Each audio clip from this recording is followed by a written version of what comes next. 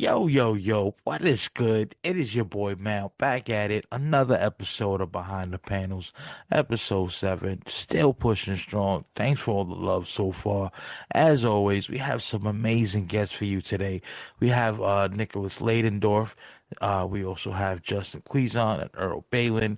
We talk about collaborations, routines, Taco Bell, as well as we digging into their current projects and what they got going on. And you know what I'm saying? And we just have a good time conversation. You already know how we do it here. But on that note, man, don't forget to like and subscribe to the channel. Don't forget to check out the website. You already know. Got some dope books on there.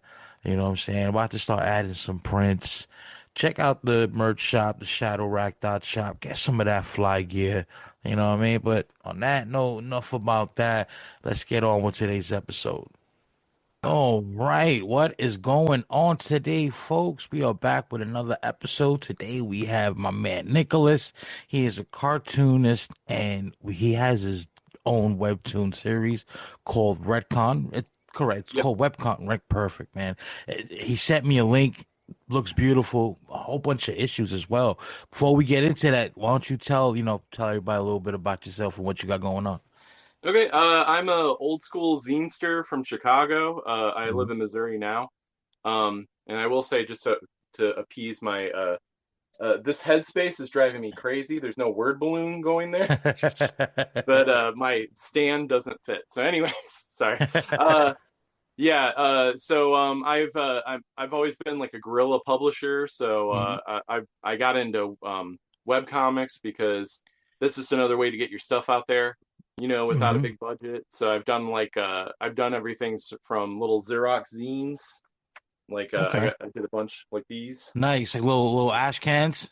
Yeah, I've done the ash cans. Like there's a place in Chicago called Quimby's that I got stuff in. I've got stuff in the St. Louis and Kansas City Nice. zine libraries and stuff. So yeah, I've just always been about like getting shit out there and you know Yeah. That's what's up. yeah.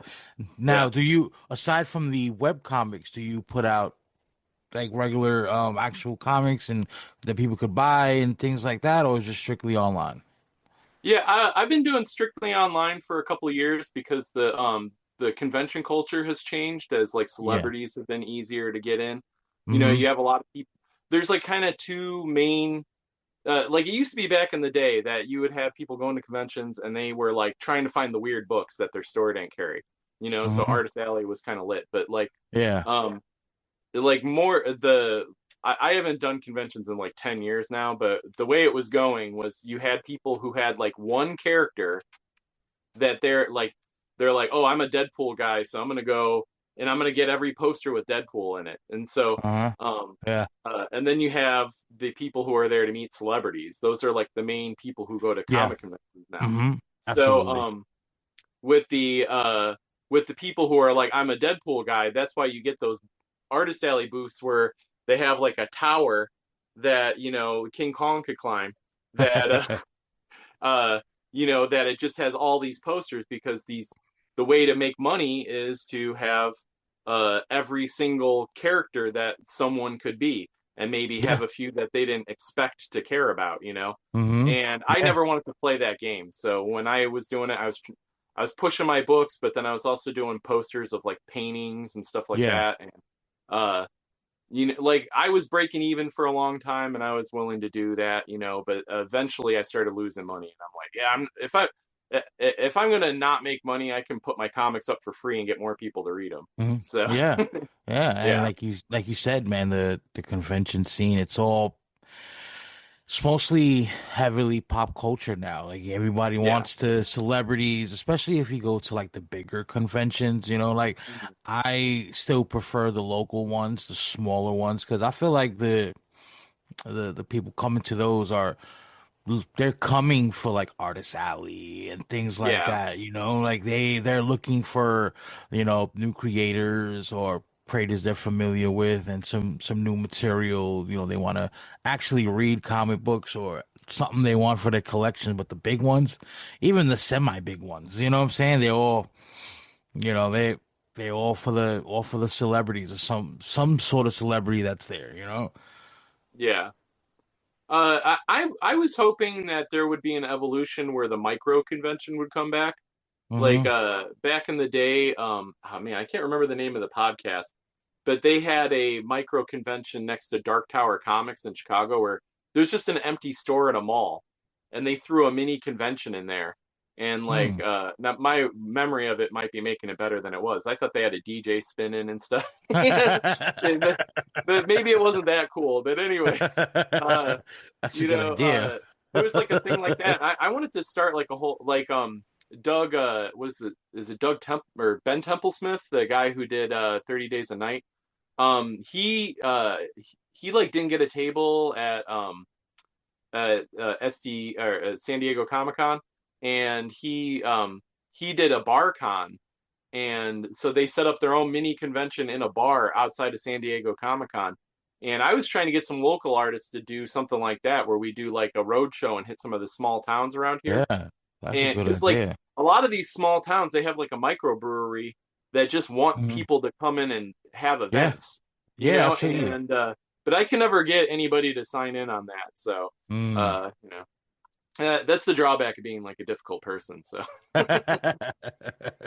Yeah, no, I hear you. That's actually a pretty good idea, little micro con like that, That's yeah, that's actually a very good idea. I'm surprised I don't see more of those. I mean, I see the little, the little local ones at your local fire department or some sort of like yeah, a hall or something, but I, especially where I'm at, I don't really see much of those. I mean, yeah. yeah, those would Um, be cool. there are things like school conventions and library Yeah, cons.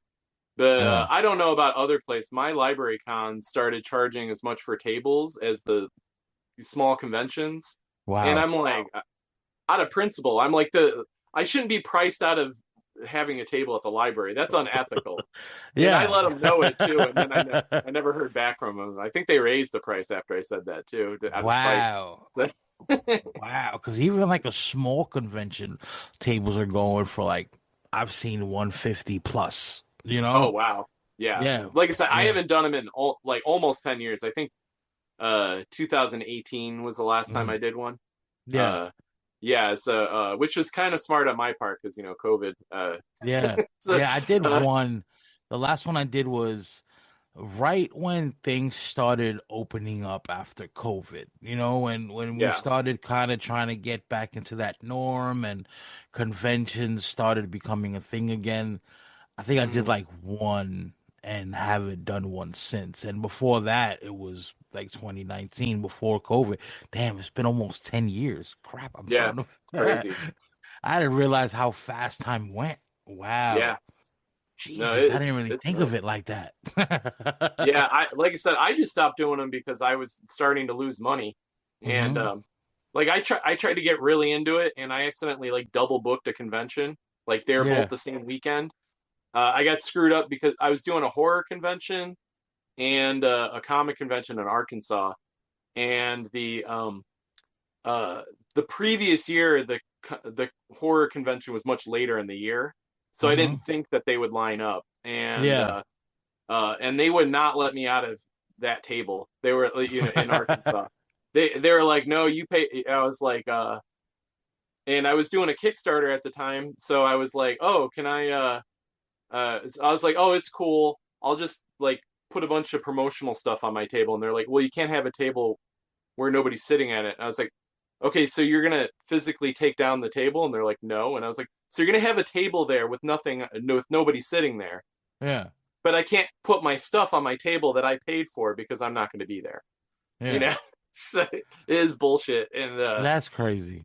yeah, and I don't think that they're the only convention to have a policy like that.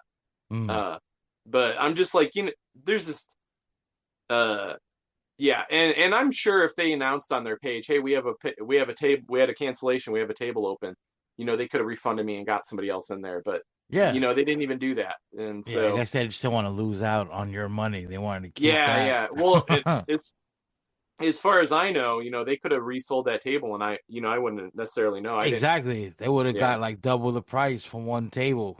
yeah. And I believe the guys. I could be. I don't want to say what con it was because in case I'm wrong, but I'm pretty sure that those guys got in trouble for doing some shady business practices after that. Hmm. Yeah. So, you know, I think yeah, I mean I feel like there's shady shit happening everywhere yeah, in all business, and I wouldn't be surprised. To be honest, I would not be surprised at all. yeah. Everyone's just it's all about that dollar. You know what I mean? It's Yeah, all about well, that and dollar. it's rough because you kind of have to be that way to a certain degree, you know. Yeah. Hmm. But there's definitely a line, and I think Yeah, some of these convention absolutely. people are crossing it. So, uh, yeah. Well, there is a guy here who's local. This is like a super specific because this is such a small convention, but there's a guy who does a convention called RubleCon, and like Okay. every dollar extra he makes on the convention, he makes the prize for the cosplay costume or contest. Nice. That's Yeah, cool. so yeah, but uh you know, I don't so he can't expand though because Yeah. you know, because he's not the you know that type. So Yeah, no, I hear you. So yeah. your Webtoon series, you mentioned that they're retold stories of stories that went back into the public domain. Well, okay, so they're not retold. What they are is the initial concept was what like so my philosophy in life is that everything's a turducken. And and so there's so many layers to everything I do. And I Yeah. don't know how much of it is on the page. Like I told my friend about it, and he had read the whole series. He's like, I did not pick up any of that, but now that you say it, I can see it. so, so the initial idea was if you go on like comicbookplus.com, they have all these old comics that have fallen into the public domain because you used Yeah. to have proper copyright Hmm. notification inside the boilerplate, or you would lose your rights. Yeah. And now, if you create something, it's yours the second you create it. Hmm. And so, anyways, all these comics that had improper copyrights, and when some of them are just old enough, um, they're in the public domain, and they're all by these publishers that have gone out of business. And my initial concept was, what if I did like a meta comic about these different comic book companies, instead of collapsing, they bought each other out, like the streaming services are doing now. Yeah. And so they're all in like a shared universe. And I was in the middle of a different webcomic at the time, so I just kept like piling up characters I like and Hmm. reading public domain stories and being like, oh, I want to expand on this story later. Um, so when you read the comic, it's as if this publishing company has been going on all this time. I forgot to turn off my notifications. Hold on. There we go. All right. Um, so the idea is, what if all these companies that merge together have formed like have a continuity that's been going on this whole time? Yeah. And then I started bringing in like mythology and getting all this like other layers to it. And so the the actual plot is that um, after the Ragnarok, uh, the universe is recreated, and Hmm. all the old gods like Thor and Loki and Odin, they're all dead. They all died in Hmm. Ragnarok. And what happened was a bunch of time travelers were outside of time at the time, and with the new gods like Thor's kids, um, Hmm. they try to recreate history from memory, basically. And Okay. to replace the gods they missed, they started seeding history of superheroes. So Okay. I'm digging yeah, this. yeah. So there's like 8 different time periods, and when you Yeah. read it, if you go on to the original site, the Comic Fury site, which is retcon.thecomicseries.com, um, you read it in order by theme. So it starts out, Mhm. and you're seeing all how this superhero team formed from these time travelers messing with things, and then you see like there's like ancient Greece, and then it Yeah. jumps to medieval era, and then the Old West, and you just see how this team changed throughout time, Hmm. and how these like people who um how they affect the different like members of the team, and and then there's other themes that I'm bringing in. Like when I first did it, all the characters are all the superheroes you see are white men, Yeah. and that's supposed to represent like how history's been like whitewashed. Yeah. So then the second arc we go through history again and we find out, oh, Africa had their own team that we don't talk about. And then like yeah, and I just bring in all these like concepts like that, and then eventually, I show like, oh, this character was a woman the whole time, and so the team was founded Okay. by a woman, we didn't realize, and we don't Yeah. talk about that, so uh yeah, so we're there's a lot of that, and in the plot, and I haven't like openly said it a whole lot, but like it's in the text if you read it. The time traveling has been locked down. Like there's a guy who's Hmm. like kind of become like an authority on it, and he's locked it down. And so that aspect of the comic is going to end. But because it goes in this thematic order, I also designed the comic to read it two ways. So when you read it on Webtoons, you're reading it in chronological order. Yeah. So the first four issues are all just the time travelers trying to sort out what they're going to do, and then you see the first team that they made, and then the second team. Because Okay. there's these like watershed Yeah. eras. So yeah, I hope all that made sense. No, it sounds great. Like now I'm even more intrigued. So do you Yeah, do all the work yourself? I do everything on it. So Okay. what I tried to do is each time period I sampled from art of that period for the color Hmm. palette. And so the color, I wanted it to be obvious when you change times. So Yeah. I stuck, so when the time travelers are at the beginning of the time, setting everything up, I used cave paintings to sample all the palette colors. Hmm. And I made it a limited palette because I'm coming out with a new issue every 6 weeks, which is a Okay. Wow. pretty big speed when you're doing everything yourself. Yeah. Um, That's quick. That's a quick yeah, turnaround. yeah. So I do 4 pages a week. Um, Okay. Yeah, and so that comes out to 6 weeks. I used to do I used to do like a 6 days a week when I was doing like this fan comic, and I was Yeah. like, that's a little too much. Yeah. so so I cut it down to four. Yeah, I cut it down to four, and yeah, so the I used a like an old what is it, like a tile mosaic Yeah. for the Greek period to get all the colors. Which is funny because one of the colors I used in there was blue because it was in the painting, but I guess the Hmm. Greeks didn't have a word for blue. Okay. I didn't know that.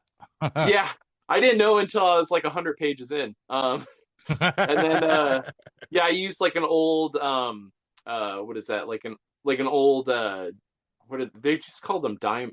What is it?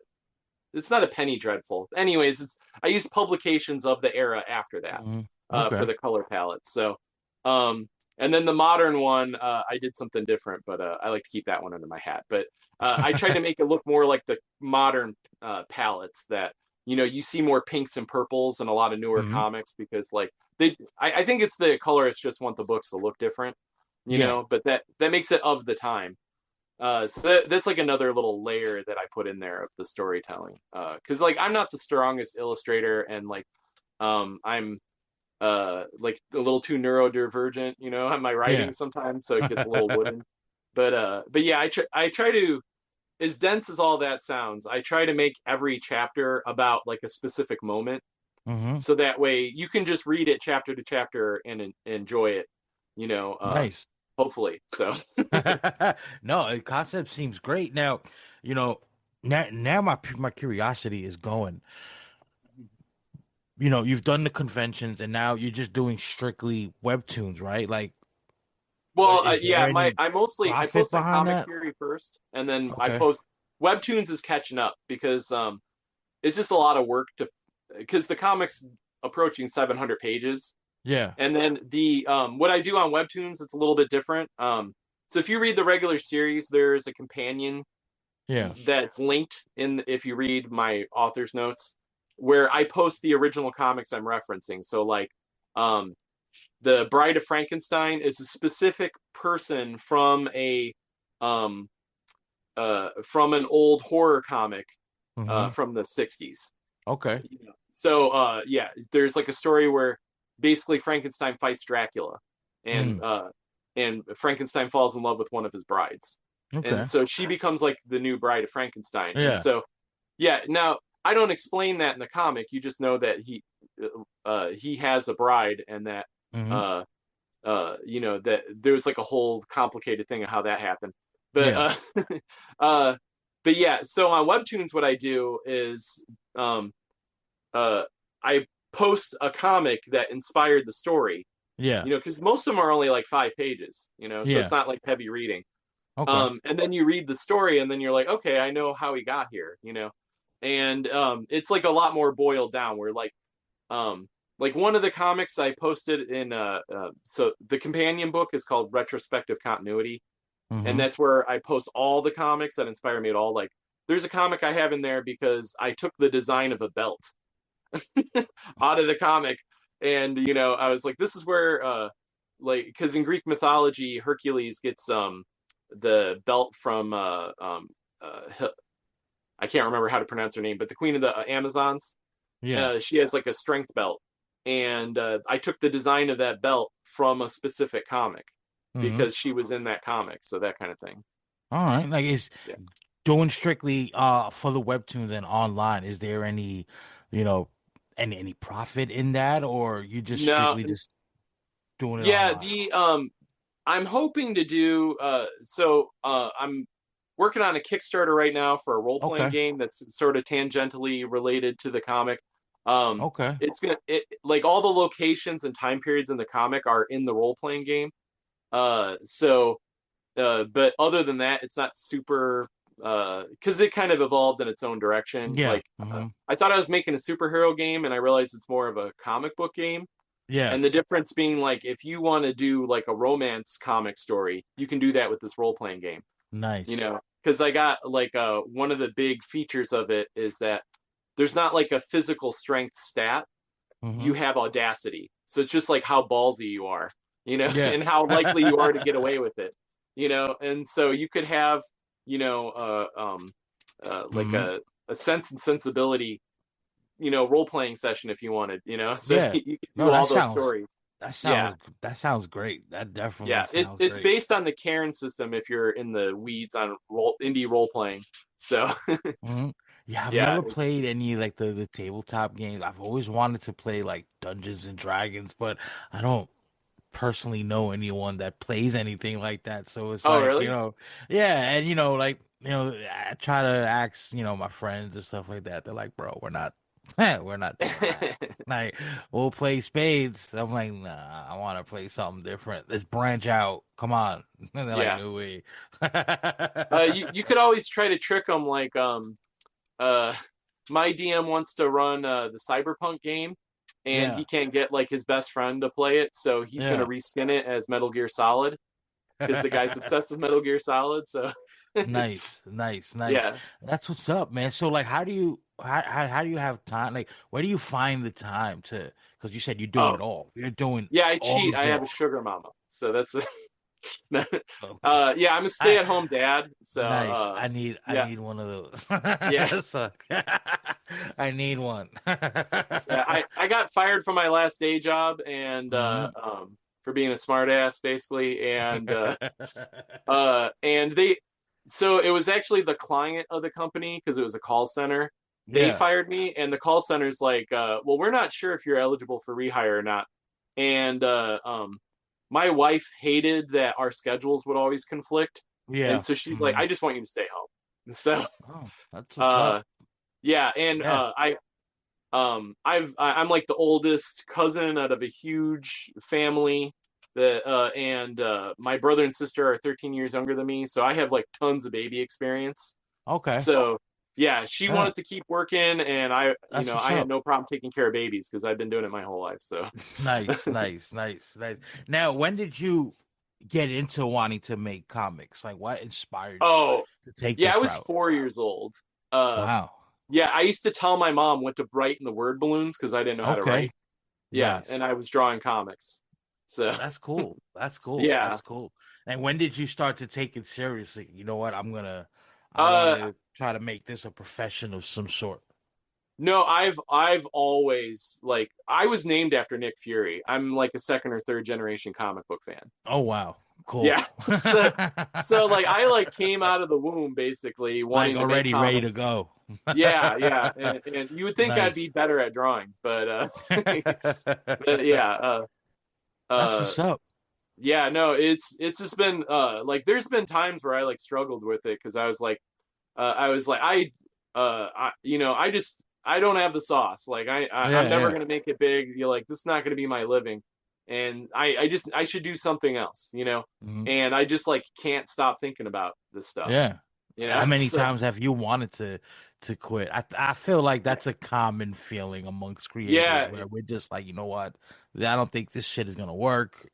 It's a yeah, lot. Let me just give up and just stick to my day job, you know? yeah. No, it's there's definitely been like when I was losing money doing conventions, I was definitely there because Hmm. uh yeah, I'm like there's so many like important, you know, things to be doing out there and Yeah.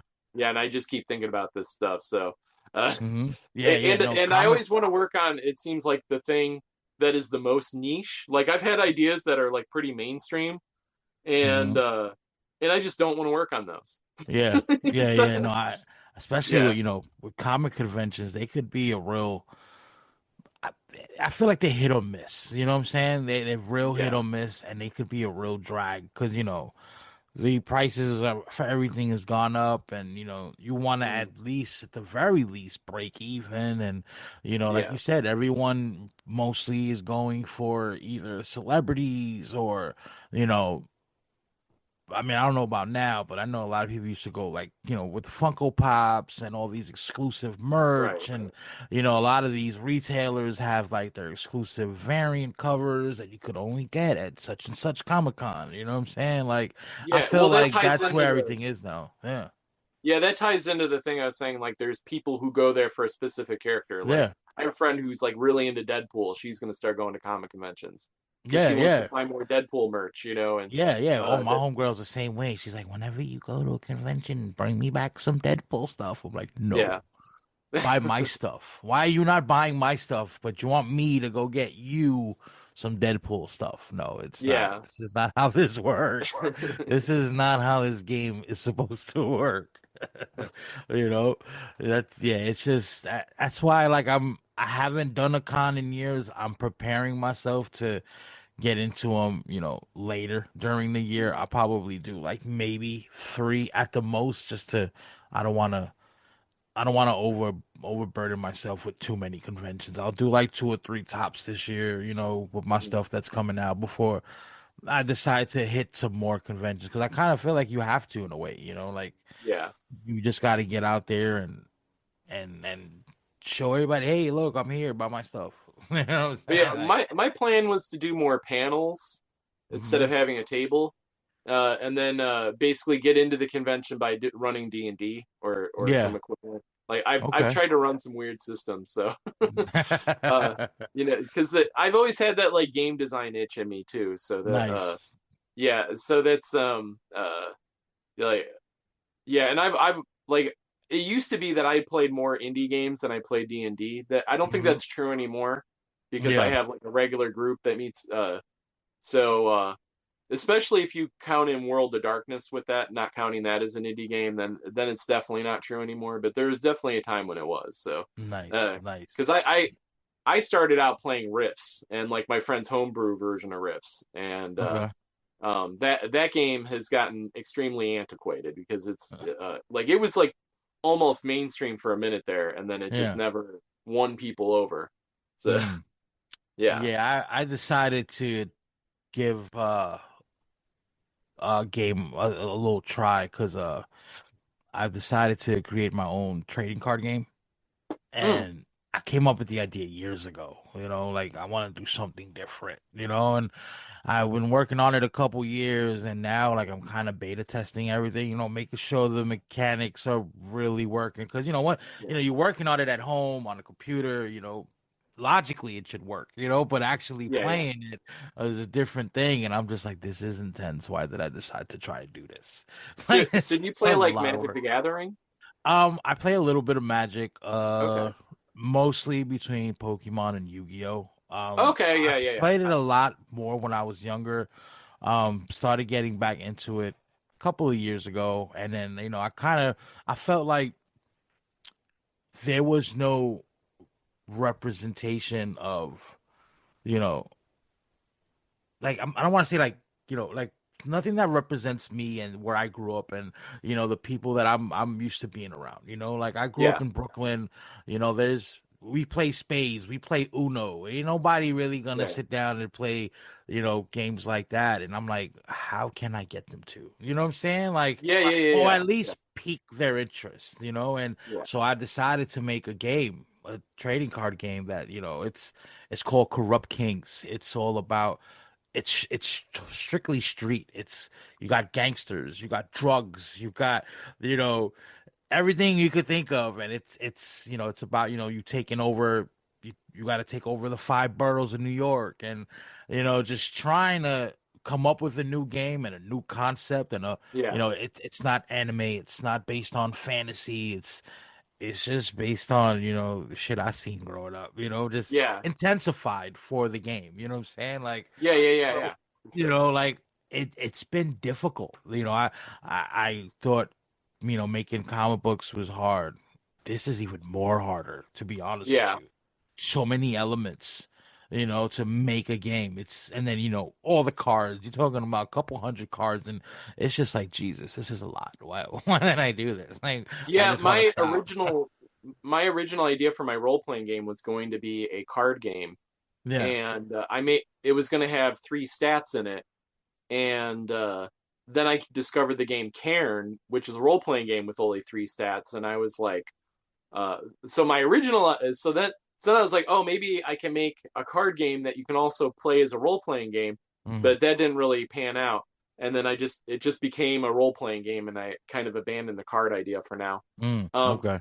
but this kind of when you get the game, uh, well, you can play test it if you don't have people around you, but you can get a what is that called? Tabletop simulator, and you can I play with have people it. online doing that. Okay.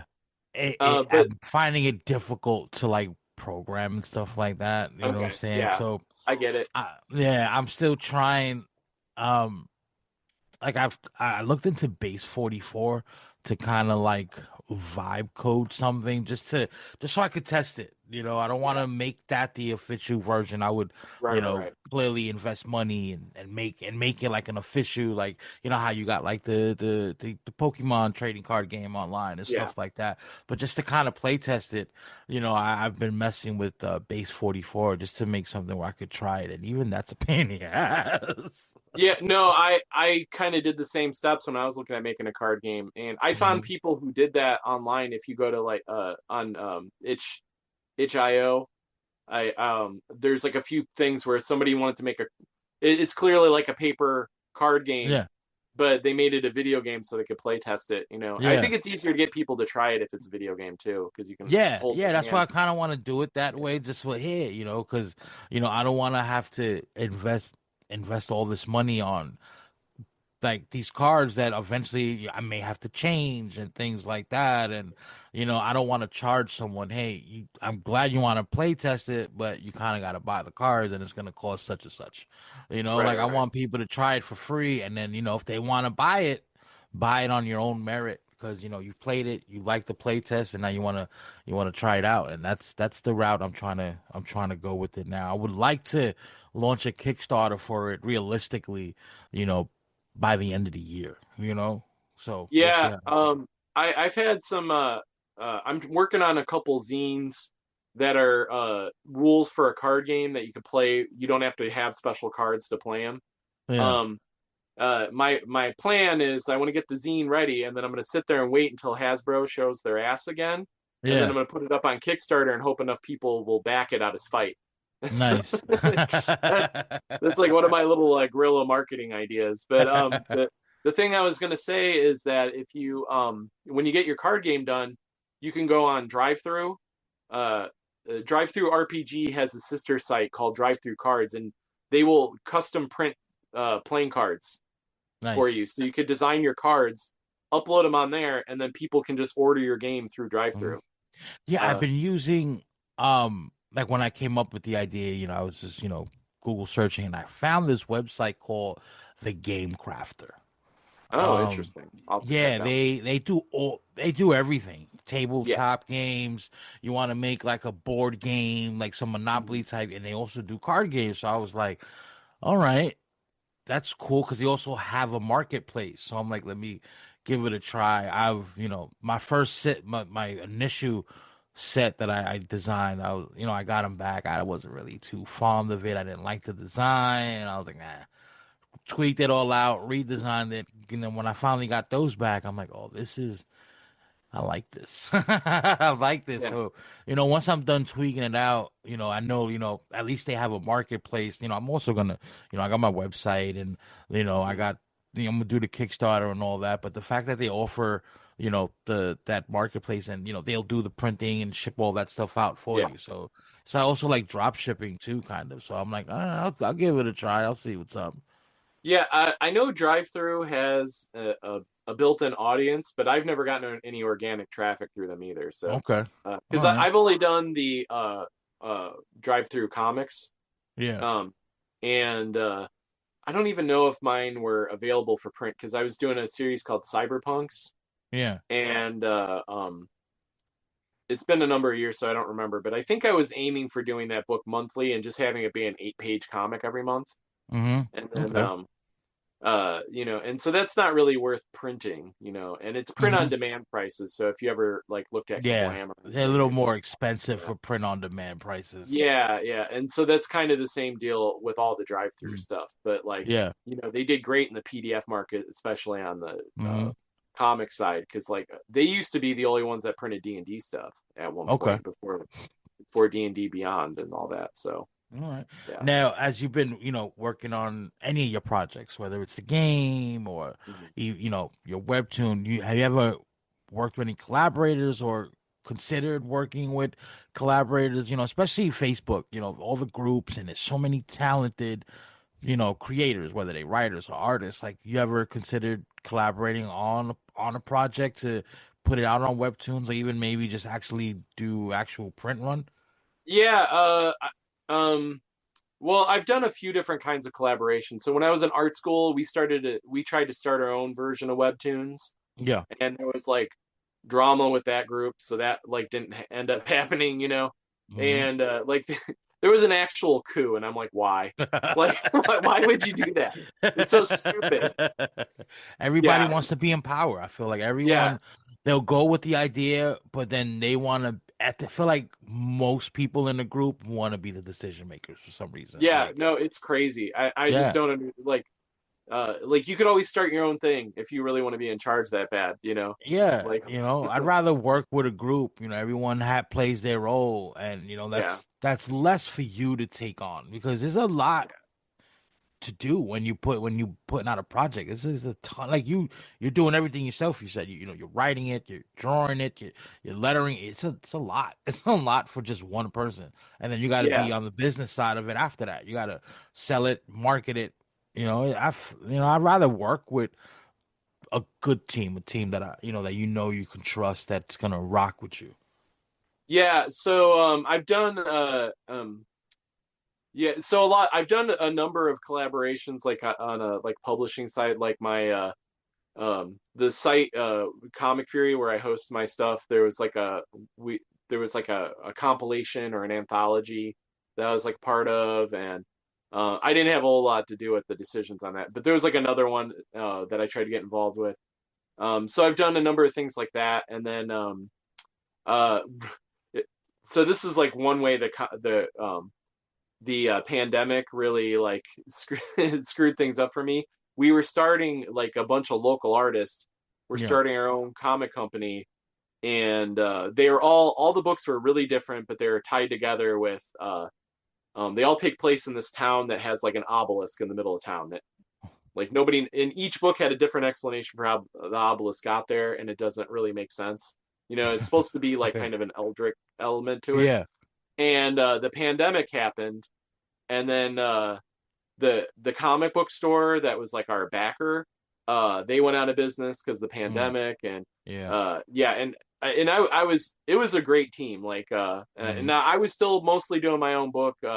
This guy was doing the lettering for me, and he designed the logo and stuff, and the lettering is like not especially a strong suit of mine either. So I was more than happy. So that Yeah. that's the most.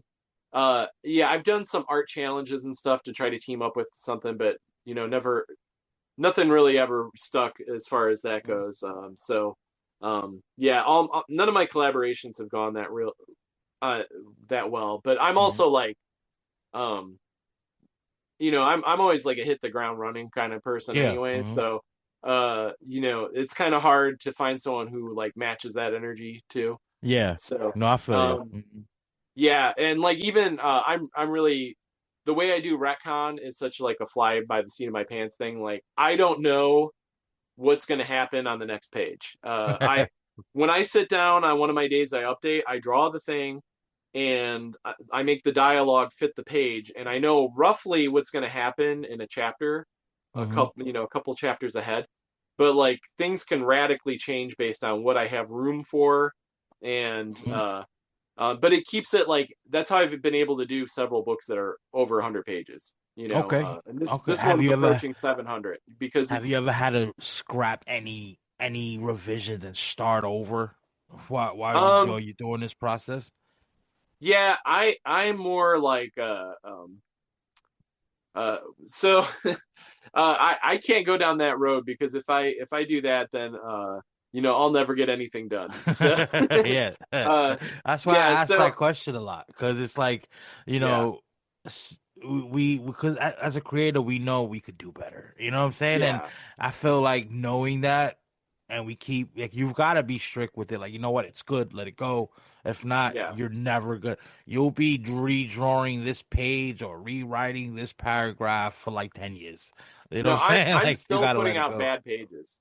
Like Hmm. when I was growing up, you'd always see like comic artists in like Wizard magazine stuff saying everybody's got 1,000 bad pages in them. I have passed that number by a lot, and I'm still putting out bad pages, and and so like I just have to like live with it when Hmm. something comes up. So uh, Yeah. Yeah, no, I mean, personally, I don't believe in bad pages or bad yeah, stories because you never know. Someone may actually like it. Now, it may not be the best that we've put out.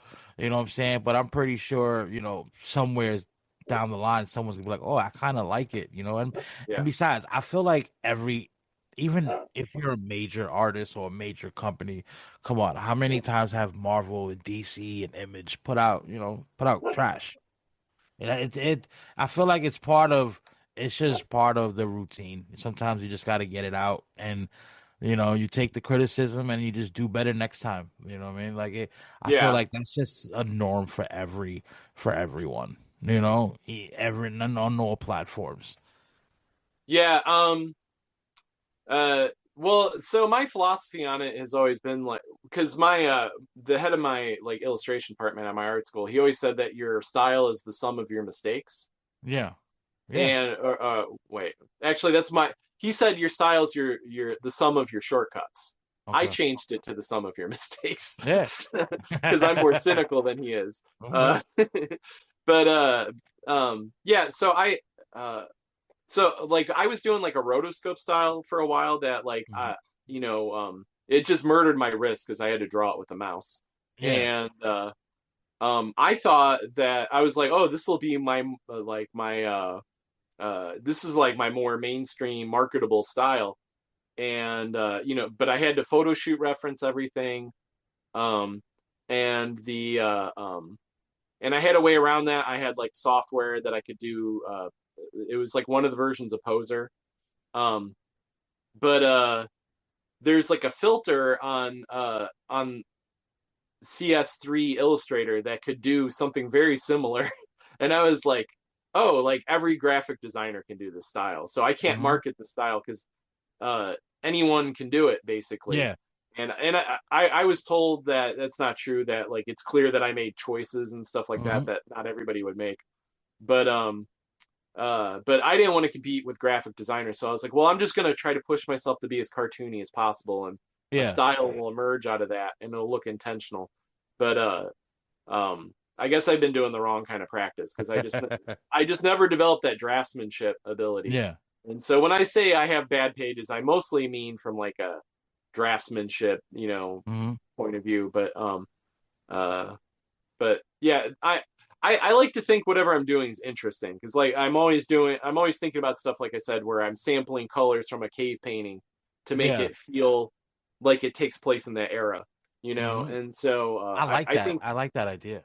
yeah, so I think what I bring to it that way, it seems like wherever I live, there's like always a group of artists where like most of them are like, what is this guy doing in this group? He's like not on our level, and then but there's always like one guy, and it's often like the most talented guy who's like, no, he's doing stuff that's kind of cool, Yeah. and so Yeah. Hmm. yeah, I don't know, like I'm the in there with like the what the early adopters like, I guess. So Yeah. No, uh, sometimes it's good to be different and not, not kind of pumping out what everyone else is doing. Sometimes yeah, it's yeah, like being I completely different is it's better. Sometimes it's a lot better, you know? yeah. There's definitely a place for artists like me in the ecosystem for sure. Hmm. It's just you know, uh, trying to figure out how to make enough money to like my computer is like literally cracked in half. Like I have duct tape holding my laptop together Mm. because Yeah, I can't afford to fix it. So I've had those. yeah.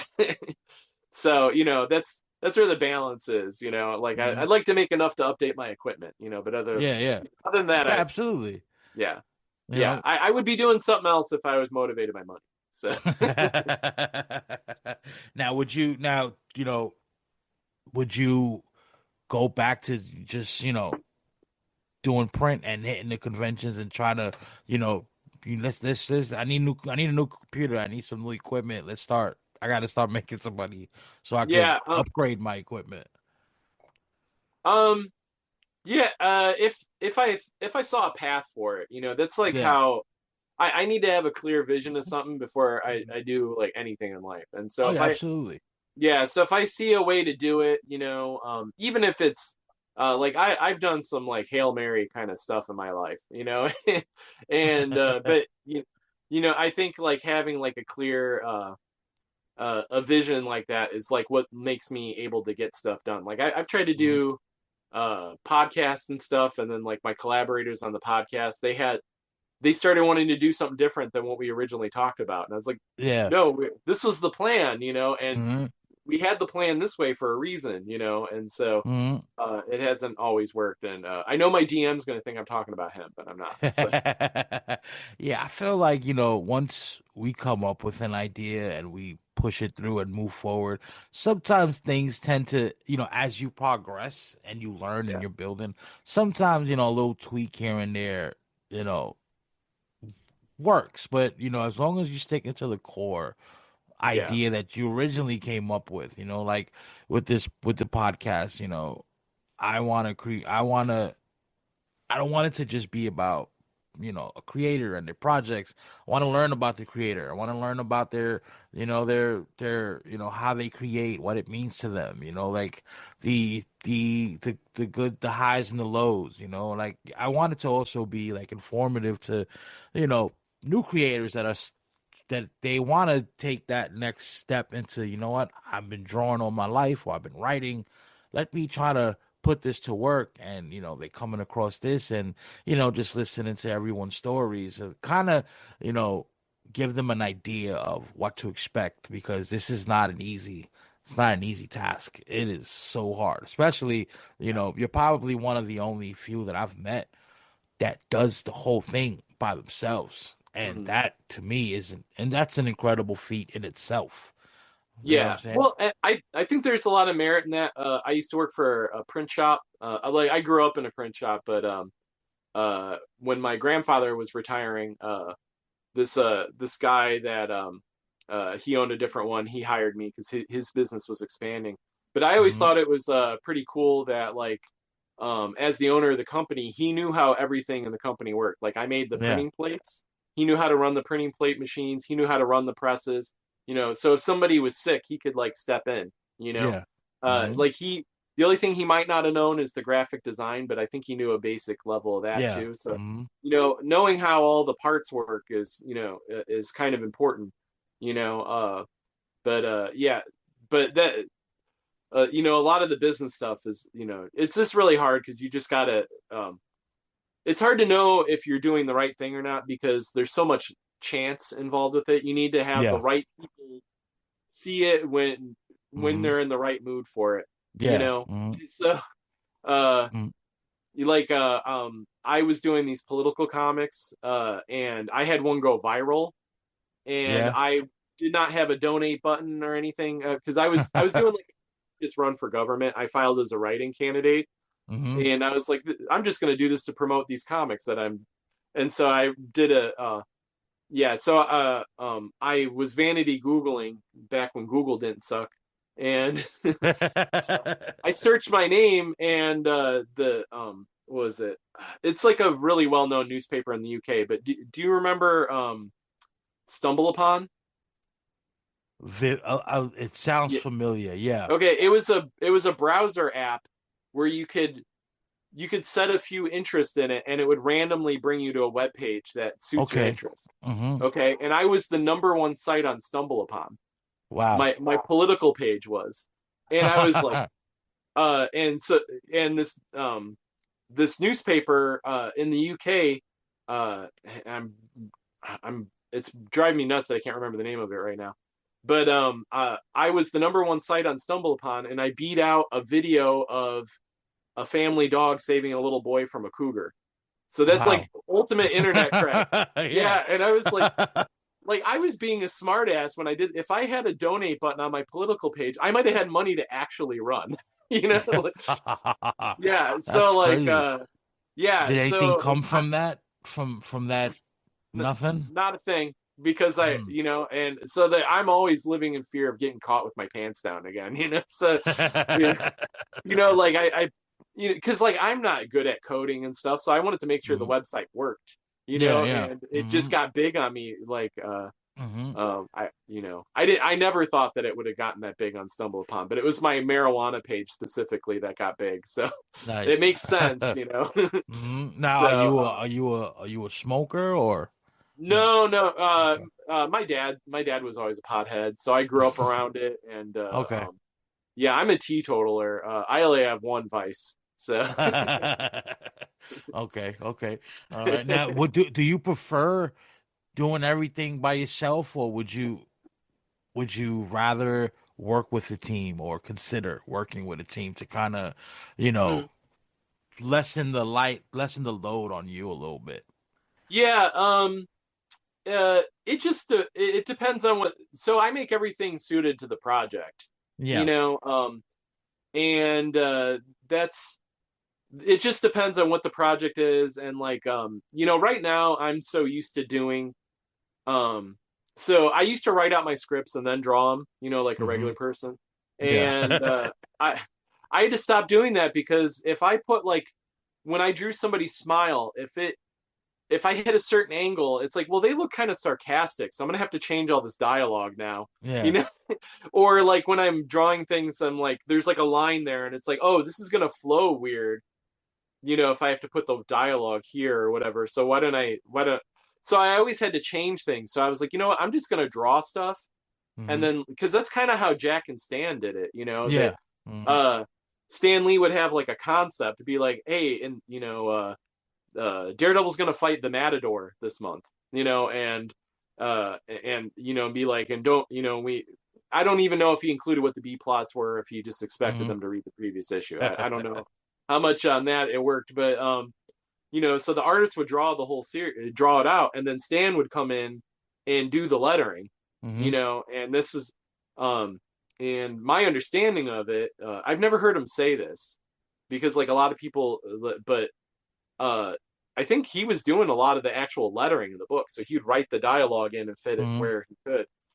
So I don't know if he was physically doing that or if he was just art directing the shit out of that. Yeah. So, but that's kind of how I work is I'll draw stuff in uh, and like for resolution for the screen, I've made my font bigger. I try to make my font bigger anyways. I always thought the four Hmm. point font was kind of small. Yeah. Uh, Yeah. it's like It if you have is. anybody whose eyes suck at all, they're not going to be able to read it, and that's going to be a Yeah. turnoff. And plus, you That's how I probably learned. need. you probably need less words anyways. So like bigger Hmm. font, you're probably improving your writing. You Yeah. know? Hmm. Oh yeah. Yeah, Yeah. yeah, I remember the first when I first lettered my own comic because I'm like, you know what? I think I could. I mean, I could type. How hard is lettering? You know what I'm saying? I could take that on. I don't want to pay a yeah, letterer to do it. And then, I lettered the whole thing, and then I'm just like, no, it's got to be a little bigger. Like, this is hard for my eyes. yeah, yeah, yeah. Yeah, and I've also considered like if I did work with a collaborator, would I just like draw the thing and then tell them to redraw it? Like if I was working with another artist, be like Hmm. redraw this, you know? Yeah. Uh, yeah. So, but like I said, the people that I've tried to work with, Hmm. they just didn't have the follow through or the Yeah. confidence or whatever. Hmm. And so, Hmm. But you're still um, open. You would still consider work with as long as you had the right team, the right ambition. Everyone's yeah, let's do it. yeah, yeah, yeah. Let's If get it in. if there was something we had like, you know, if someone had a particular art style, or Yeah. they had like a particular interest and wanted to do something on, I'm trying to remember the last time I did one where, uh, where, uh, um, where that happened. So, Yeah. yeah, I've done a lot of stuff. Like a lot of the collaboration I've done too is I've had a lot of friends that were filmmakers, Hmm. and so they were like totally in charge on everything we worked on, because Okay. I would throw in my 2 cents or whatever, but Yeah. like you know they were ultimately in charge of it, and so it was kind of up to them, and yeah, Yeah, no, so I hear you. yeah, Now let me ask you, what is the most underrated part of being a creator, in your opinion? most underrated. Okay, hmm, yeah, this is definitely a it depends on what day of the week you ask me kind of thing. Uh, so having um the thing that I'm kind of going to is that I have this friend who said that like I'm really interesting. I'm like, well, I don't know. I sit home 90% of the time. Am I that interesting? Yeah. and um, but I think that being a creator makes you have opinions on the world. Hmm. And there's definitely people who are cruising through life who are just kind of like NPCs, Yeah. like. And I think being a creator, you have to think about like the like like a vision of the world, Yeah. and so yeah, I have so one of my like my childhood best friend, we used to get together on Sunday before we played D&D, and I was writing prose at the time because I was like, my art's not improving. I'm gonna try to do more focus on my writing, and so I was writing short stories, and he was working on a book, and we would print out our shit, and on Sunday morning we would trade and break out our red pens, Hmm. and he's always struggled with like depression and stuff like that, and he's Hmm. like, as miserable as writing makes me, like or as miserable as I am, think being a writer and stuff like that, like the joy of when you craft like that perfect sentence. He was Yeah. like a big follower of Hemingway, so he Hmm. he always wanted to like he always wanted really crisp writing and Yeah. everything. So he's like, yeah, like the joy you get in that moment, like nobody, other people don't experience that. Yeah. And Yes, I agree.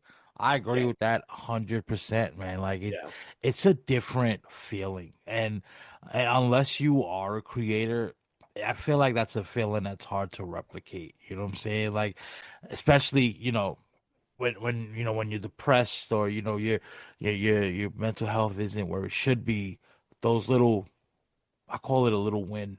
You know what I'm saying? yeah, Where yeah, that little win right there because you wrote a great sentence or a great paragraph or short story or whatever it is you wrote or created, kind of just boosts your self-esteem a little bit. Like, damn, this yeah. was No, this was it's decent. definitely a fix. Oh yeah, no, You're absolutely. I trying to get your love fix.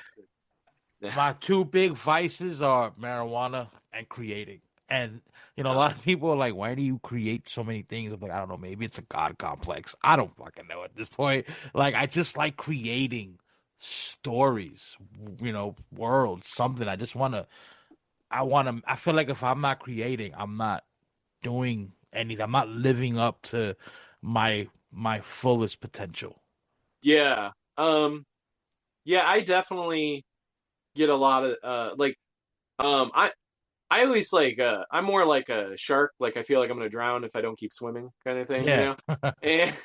And so it's because when I was very young, I don't remember if it was because I was at like a very early convention. They had like a Marvel Fest in Chicago, Okay. and like I was like 7 years old, so this would have been like '86. And my dad's like, "You're not going to school tomorrow," and I'm like, "What?" And he's like, "I heard on the radio they're having Marvel Fest, and we're going." So he took off work, and they took us, and the line was huge. Um, and they were handing out comic books in line because they thought that people would get upset the line was so long. So they were giving us, they were just handing them out. Like Nice. I got the Iron Man. I want to say it wasn't 50. It wasn't that early. But it was like the Iron Man with the chrome cover, and it was Rhodey when he was Iron Man. So he was Yeah. Okay. it was the War Machine armor, but he wasn't calling Mm-hmm. himself War Machine yet, Mm. and it had the chrome cover, and he fights the living laser in there. So that was like one they gave me. They were handing out like stacks. Like I got like four Nice. comics. Yeah, Wow. and then Stan Lee was there, and Clive Barker was there, and so I don't remember if it was like when I was watching those but I was in the front row watching these panels with his creators. But and I read everything I could on it. I read all the bullpen bulletins and all that, and you know like we didn't really. I don't remember people talking about the grind back then, you know, and Mm-hmm. but it was very clear to me that if I wanted to make comics, it was going to be a grind, and so Oh then yeah. It yeah, so is. like I was always in that mentality that I just always had to be making as many comics as I could all the time, Mm-hmm. and so I've put out I've put out several thousand pages of comics in my life, Nice. like several Nice. thousand. That's And a nice achievement right there.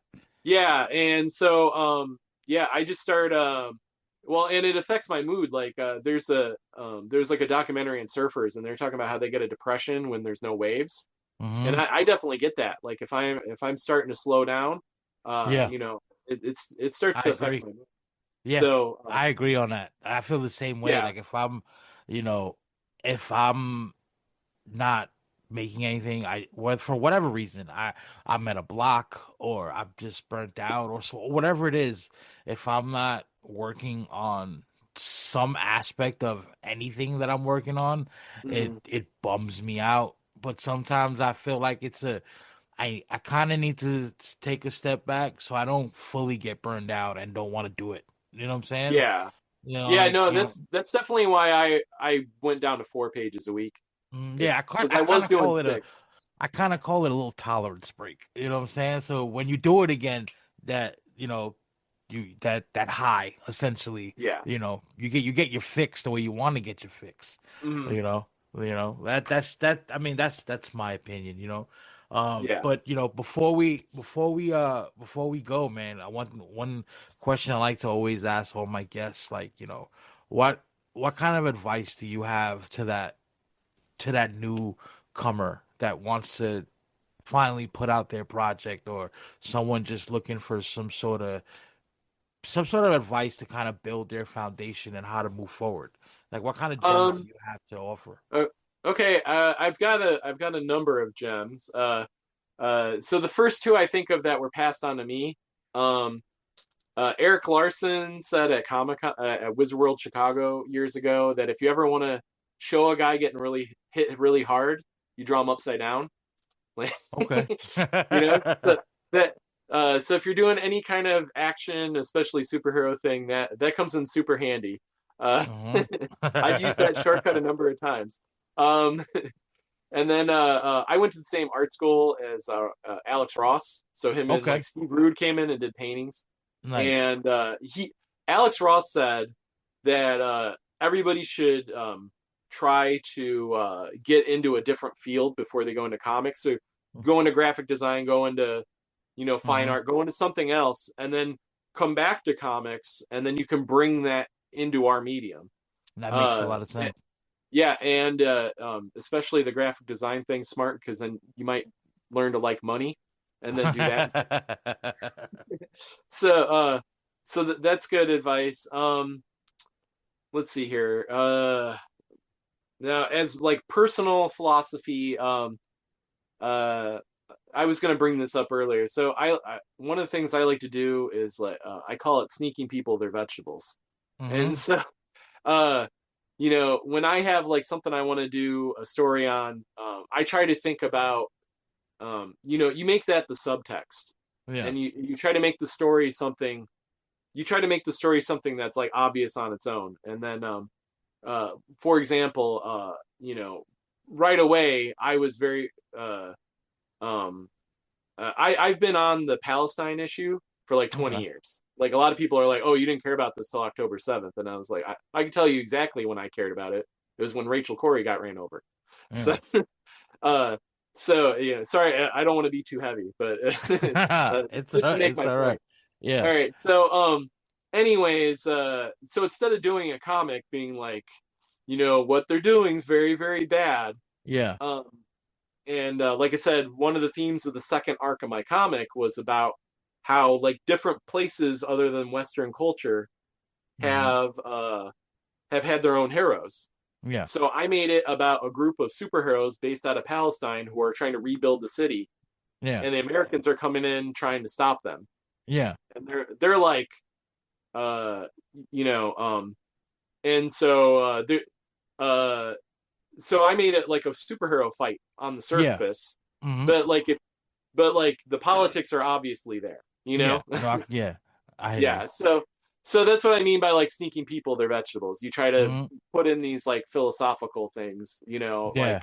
like make it the subtext. The main story is like oh, this character from the 40s, Antaeus, uh so in this comic he made a sculpture of his ancestor, and the sculpture came to life. And the guy was like the son of the of Gaia, right? And Yeah. um so I made it so in this comic it reveals that he's actually a geomancer, and so um he's turning buildings into giant statues of his Mm-hmm. ancestor, and he's beating people down with build like the debris of the city. So yeah, you try to front load the fun. hmm So Yeah, yeah, no, absolutely. Yeah, man. But yeah, that's like I said, man. Your webtoon looks awesome. I'm definitely gonna start digging into it. I'm peaked now. My curiosity's peaked. yeah. I definitely gonna get into story. On that note, Nicholas, thank you for joining us today. And I'm gonna have the links to your webtoon in the description below. Make sure you Okay. guys check it out. So far it seems like it's a great story. Definitely interested to see where it goes and to see where, what happens after that. But on that note, Nick, thanks for joining us today and have a great rest of your day. All right. Thanks. You too, man. All right, what is going on, everybody? Today we have two special guests on this episode. We have Earl Baylon and Justin Quizon. These guys have impressive resumes. Oh my God! And from what was sent to me, I'm like, damn, voice actors, video games, comics. We definitely. This is what the show's all about, man. Awesome. Creators getting it in. But before we get started, talking on your current projects, man, just give us a little bit of information about yourselves. Earl, Well, go lead on this. I'm Yeah. yeah. Um, I was born in L.A., raised in Los Angeles. No, sorry, I was born in L.A., raised in Long Beach. Okay. I'm an actor primarily. I do a lot of voice, but also on screen. Um, and evidently, on the side, I do some writing as well. So, Nice, yeah. nice, nice, nice. How is the voice acting? Like I never, I don't know anyone who's a voice actor, and I've Oh, for always been real. curious about it. Like I see it online. I see it online. Follow a couple creators. Like how Right. how how impressive is that voice acting, especially for Um, video games? it's chill, man. Like honestly, like it was something that I wanted to do because I've been a gamer since Yeah. I was like 5 or something. Mm-hmm. I was really young when I started, but it was never something I really thought was possible until like I played, a lot of those PS2 gen games, original Yeah. Xbox. Started having like full voice acting in them, and I was like, I wish I could do that, but I had no idea how to do it. Yeah. And I started my career doing sketch comedy and improv. I still had no idea, and one day just the right audition fell in my lap, and so Nice. That's it found what's me. up, man. Is what I'm saying. Yeah. Hey, I feel like that's how this goes, man. With the, within this field, I feel like it finds us at that right time, and then we just jump on it and just aim for the stars. Absolutely. It's got to be ready when it comes. That's all. Yeah, exactly. Or at least in the right headspace to jump into the chaos. Yeah. 100%. But yeah, Justin, man, what about you? What's going on over there? I'm a filmmaker and a podcaster as well. I was associate producer on the feature film Lumpia with a Vengeance that had Earl in the cast as one of the leads. Nice. Also wrote a lot of the comic books that's kind of connected to that Lumpia stuff. Okay. And I was in that same sketch group that Earl was in as a writer, producer, and director. So that's how we met. Yeah. That's what's up. So y'all got a nice little history going back. Yeah, since I think we talked about it last time is 2007. Wow. Yeah, I met him in 2007. You touching on 20 years. Yeah, dude. When you think about it, it's real. just mind blowing. Like, damn. No way. That's next year's 20 years. Yeah. That's wild. crazy, but it's cool. Yeah. I just made y'all feel just that much older than you did a few minutes ago. I mean, That's you and the rest of the world, man. Yeah. It just happened to me not too long ago. I was talking with a guest about something. We were talking about conventions. He was like, it's just been about 10 years. And when he said the date, I'm like, Jesus Christ. That's not, it's been about 10. So much happened during COVID. We forget that it's been so long, since the last time, So I was like, wow, that's right. I haven't really been to a con. Haven't done a con in like almost 10 years. It feels like, yeah. Yeah, dude, COVID blended 3 years. 3 years are one in the year of COVID, man. I get it. It doesn't feel weird. It doesn't feel right. It's like, yeah, like kind of forget about that time and just blur it out. And it's like, none of that, no one knows what happened during that time frame. It's all a blank. That's crazy, man. That's crazy. So what do you got guys going on? I see the Lineage comic that you guys are working on. That is badass. Oh, thank you, man. oh, thanks, That is man. badass. Completely. 100%. Please fill me in on this. Because I'm on a website like, whoa, I need to buy some of this. Absolutely, dude. Yeah, absolutely, check it out. But Lineage is the brainchild of Doug Marcaida, who's one of the judges on Forge and Fire. He approached the comic book publishing company that we work with, Kid Heroes, who also produced Lumpia with a Vengeance, the film that we both kind of associate produced. Yeah. And Patricio, who's like the creative director of Lineage, he came to us because he had been working with us for a long time, and he was like, hey, we have this comic book. Here's the outline. And if you guys think you can do it, if you have something for this, feel free to pick it up. And we did. Yeah. But Lineage tells the story of two estranged brothers who originally they were born and grew up in the Philippines, and they due to a tragic situation involving the death of the father, they came over here to the States, to L.A., to Los Angeles, and without them knowing, remnants of their past start to pop up in L.A. Nice. And everything points back home. So that's okay. That's the first issue. Yeah. All that's in issue How many one. issues are out already? One issue. Wow. One issue so So far. it's definitely an impactful issue. Okay. Yeah. We cram a lot in there. For sure. Nice. One Nice. issue so Nice. far. We're planning 4. So Four. Okay.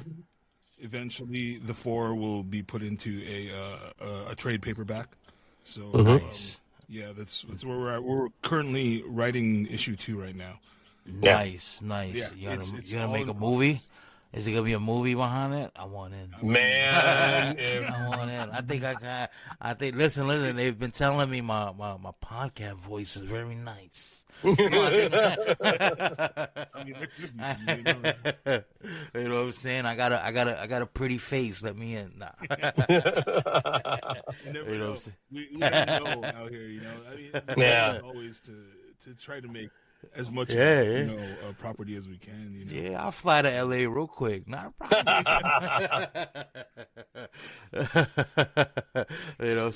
So one thing we do on this podcast, man, I love to get to know about the projects you're working on, but I also like to dig into the creator itself. I like to dig into you guys and your creative processes, every aspect of it, especially the business side of things, man. But on this week's episode, I definitely want to touch on like everyone's like their routine, how they get into their creating process every day, what they do, like they look their rituals and all that stuff. Like, how does a normal creative day look for you guys? Oh man. I don't know. Yeah, you guys. Oh yeah, because okay, so my main job is I do social media content, and Okay. the day, and it's still kind of the same process because it's still creative. I still have to write and figure out what we have to do and etc. And the process comes from for me, sitting for a very long time figuring out what are we going to do, and and a lot of pacing too. It's a lot of kind of going, especially with this comic book. I think it helped that obviously because Earl pointed out we had the outline to go off of. So in that regard, we ended up kind of doing a lot of talking and going, here's the storylines from the outline. Here's what we conceivably can do. And then here's how we feel like we can get the best, the most impact off of what beats the outline really emphasized. And that is a pretty simple conversation for me and Earl, because we've been talking, we've been friends since 2007, and even then it's from that almost, thanks for pointing it out, 20 years of knowing each other, we did a lot of talk. We did a lot of talking about other movies and other TV shows that we like and what worked, what didn't work. So kind of being that analytical, and for fun, FYI, meant that when we were figuring out how to make the stuff in this outline really impactful, it was kind of easy for us to go, well, we know what we don't like. So we were figuring out ways to emphasize those beats more. So conversations and creatively trying to figure out stuff with each other on those creative days tends to be a lot of fun, because it's me and him almost agreeing immediately, oh, they should go like that. And the other guy's like, yeah, I agree. Nice. I like the collaborative, the collaborative flow you guys got going on. It definitely seems like y'all got an amazing partnership there. Because a lot of creators I speak to, for the most part, they're doing it on their own. It's just them, and they're writing it, or they're drawing it, or they're really just bouncing ideas off themselves at most. So it's good to see a different perspective where both of y'all just collaborating with each other. Do you have any special routines before you get started when you start creating? I don't know if there's a routine. I mean, or a ritual or something. Me, I smoke before I do anything. Before I do anything, I'm gonna be honest with you. I am not I'm always gonna do that. Just get lit and and just start writing. I always say I'm gonna do that. And my opinion. I can't speak on everybody else. But it keeps me out of my head, and it allows me to just let the thoughts out on paper, and then, from there, I'll come back to it, and after I see the craziness my high brain wrote, and then fix everything up logically. But that's my routine. Every time I know I'm gonna sit down and get to work, a little something, and then that's my routine. There's got to be something to that because people always say you write drunk and then edit sober, right? Yeah, Yeah, yeah, 100%. yeah. Sometimes the opposite could work a little bit. You ever try editing a little twisted? You never know what you may come up with. At least a rough cut. Yeah, I would say our process is relatively mundane. Like, Yeah. we kind of sit like in a chat room and. And then we just bounce ideas back and forth, and whoever has one just types it out. We pull up a shared doc, and then we just work on it together like that. I mean, and that would be pretty much that's the same way we work when we're in person too. It's just we sit there with one computer. And they're like, "What do we do this?" And I was like, "I got something." And move the keyboard over there. So and it is like Justin said, kind of a process that has been hammered out over 20 years. Yeah. Going on. It's getting there because this year already feels like it's almost done with everything that's happened so far. Even though we're only in March, but that's another story in itself. Agreed. You know what I'm saying? But so both of you guys, your day to day, your 9 to 5 is creating, correct? Yeah. I mean, yeah. If you could say I have a 9 to 5, but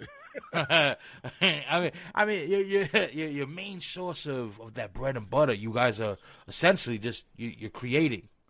Yeah. Right? Yeah. That's what's up. Yeah. Because, a lot of people, they got to do this on their spare time. I wish I could just create all day long. You know what I'm saying? I wish how is that experience? But this is what you're doing all day long.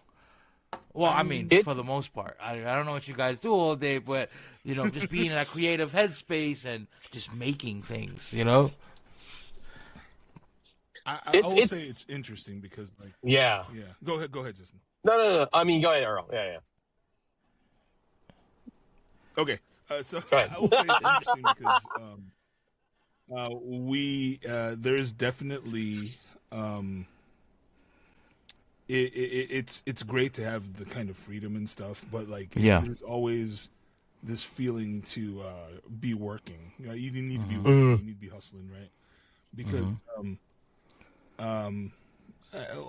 like a creative life, like I wouldn't say most creative fields, you're not on anybody's payroll. So you have to keep on hustling. You're always thinking about the next thing that's coming up, or like, what can I create to be the next thing? But it's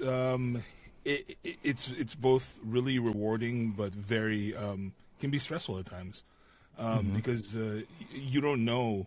Honestly, you really don't know what the next 2 or 3 weeks is gonna hold for you. Sometimes, you might get an audition.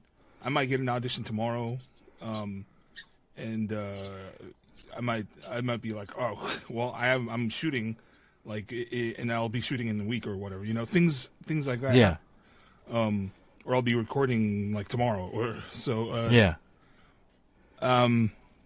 If you really like routine, having a creative life, I think is kind of hard. So. And then since I do it like at a 9 to 5 degree, it's interesting because it's like every day I have to kind of like work on something, and then I have to kind of, and it's weird because like the videos I do is like the social media videos I work on and do, I'm a 1-person crew. So it's a lot of just me being told we need to do videos on this, and this. And so every day I'm figuring out ways to do videos on this, and this. And some videos take 2 days. Some videos take 1 day. Some videos take 20 minutes. Some videos take 4 hours. And it's, it could be really rewarding because it's such a short turnaround for a lot of the videos I make that I kind of don't feel precious about every video I work on because it's social media. The machine has to keep going. And so Before I got my social media job, everything I worked on, that's every video project or short film project I worked on, I treated with such like precious, like, oh my God, it's my chance to prove I can do this. But that meant that like every project can maybe be, I put a little too much pressure on the outcome. Here, because of the amount of volume I have to make, I can be excited about what I'm making, but then immediately move on to the next thing. And if the one thing I make works out and it's well received, great. If no one cared, it's okay. I got another thing I'm working on. So it's kind of been a freeing, creative experience. That being said, I am still being asked to do other people's projects. So I don't get to. So it's once in a while I have to remind myself, do something that you really want to do that has nothing to do with the day job. And so doing something like Lineage, where I'm not doing that at work. I'm not writing a martial arts violent action, story at work. I have to sell product. I have to do how-tos and etc. But when I get to go home and work on Lineage with Earl, it gives me a chance to, like, okay, cool. I get to flex that muscle because I love those movies or those stories.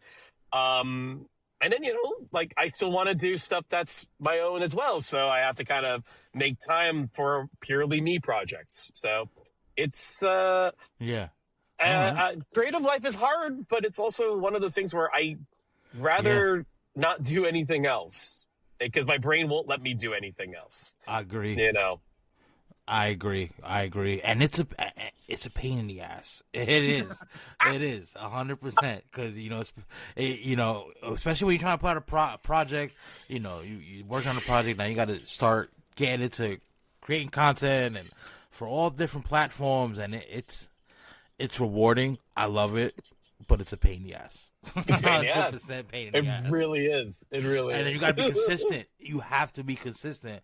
Like, you've got to be, like, damn near every day just making content. Like, oh, my God, what I'm going to do today. You know what I'm saying? Sometimes I just whip out my phone and just, here you go. It's stupidity. This is where my inspiration comes from. This guy walking around in a bedazzled jacket in the middle of Connecticut while it's freezing outside. Just because the sun is partially out and wants to see the sparkles. Literally what happened to me this morning. Literally. I'm in line waiting for some breakfast. I look out and this guy has this blazer on. It's got like a bajillion colors on it. I'm like, the sun is only partially out. Jesus Christ. It's not that warm. It's still snow on the ground. What are we doing? Let's leave the craziness for at least April. At least April. You know what I'm saying? 10 o'clock yet, man. Yeah, like it's too much. It's too soon. But thank you for the 10 seconds of content that I'm definitely putting up on TikTok later because this is hilarious. But still, it's a pain in the ass with having to make content. So aside from Lineage, are you guys working on any personal projects? Anything you got coming out like solo or? But nothing that's secret.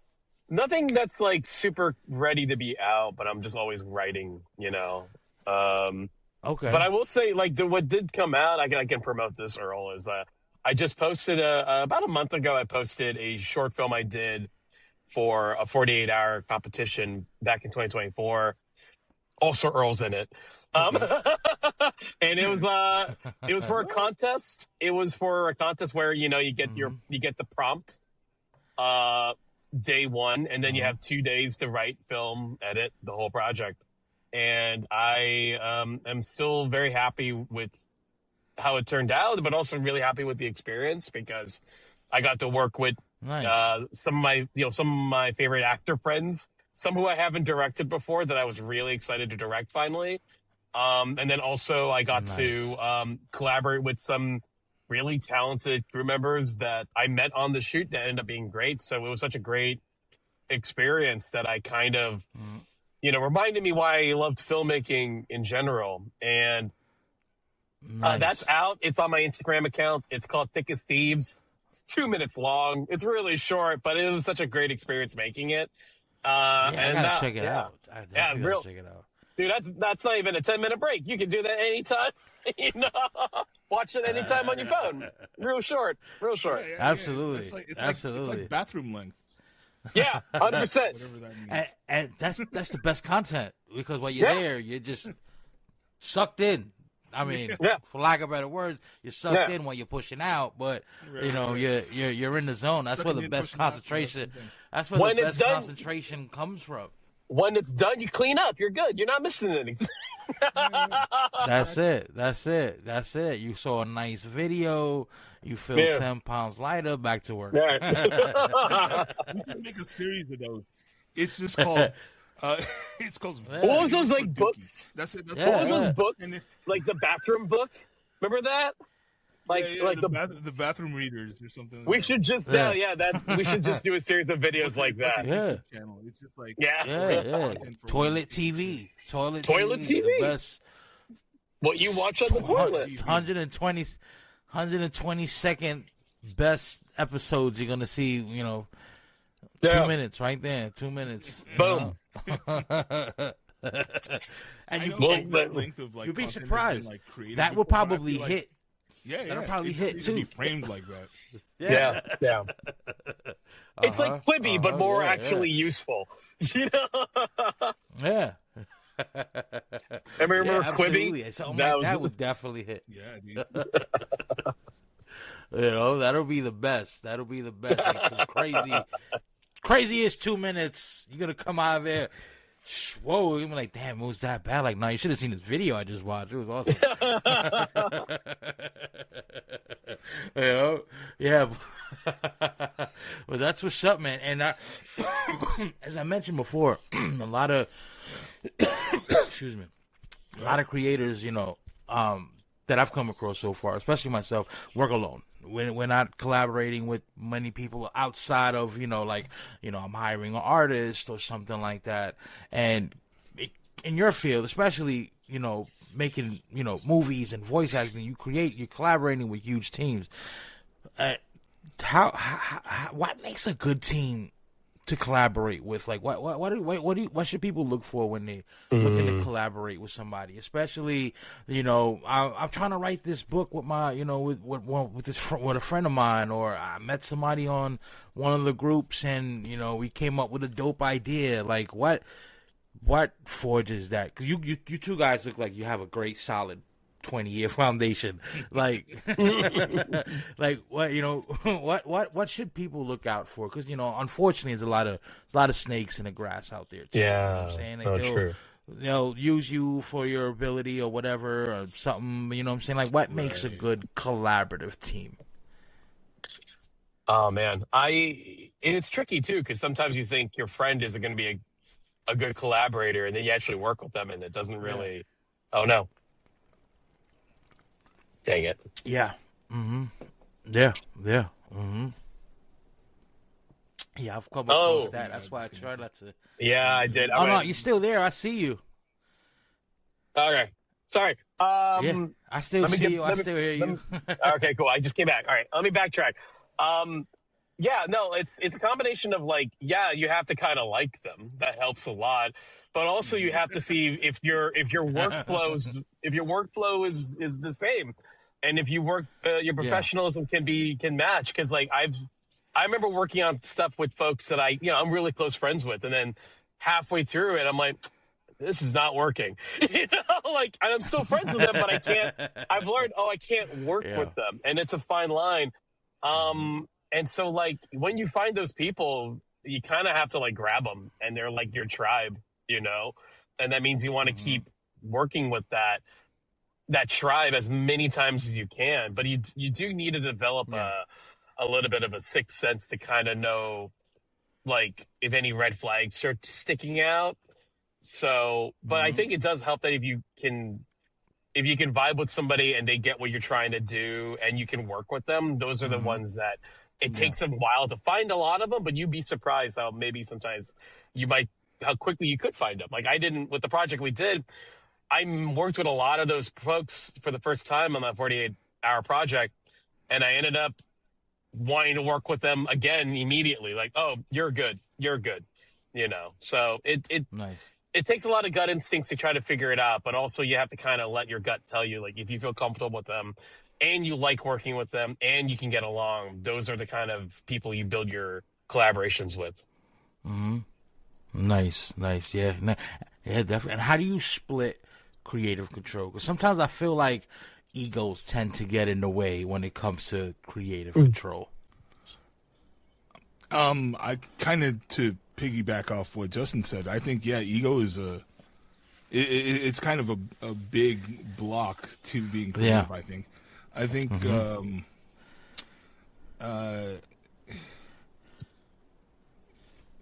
part of the solution to that, I think, is what Justin said, to find people that you vibe with and can work well with. I think that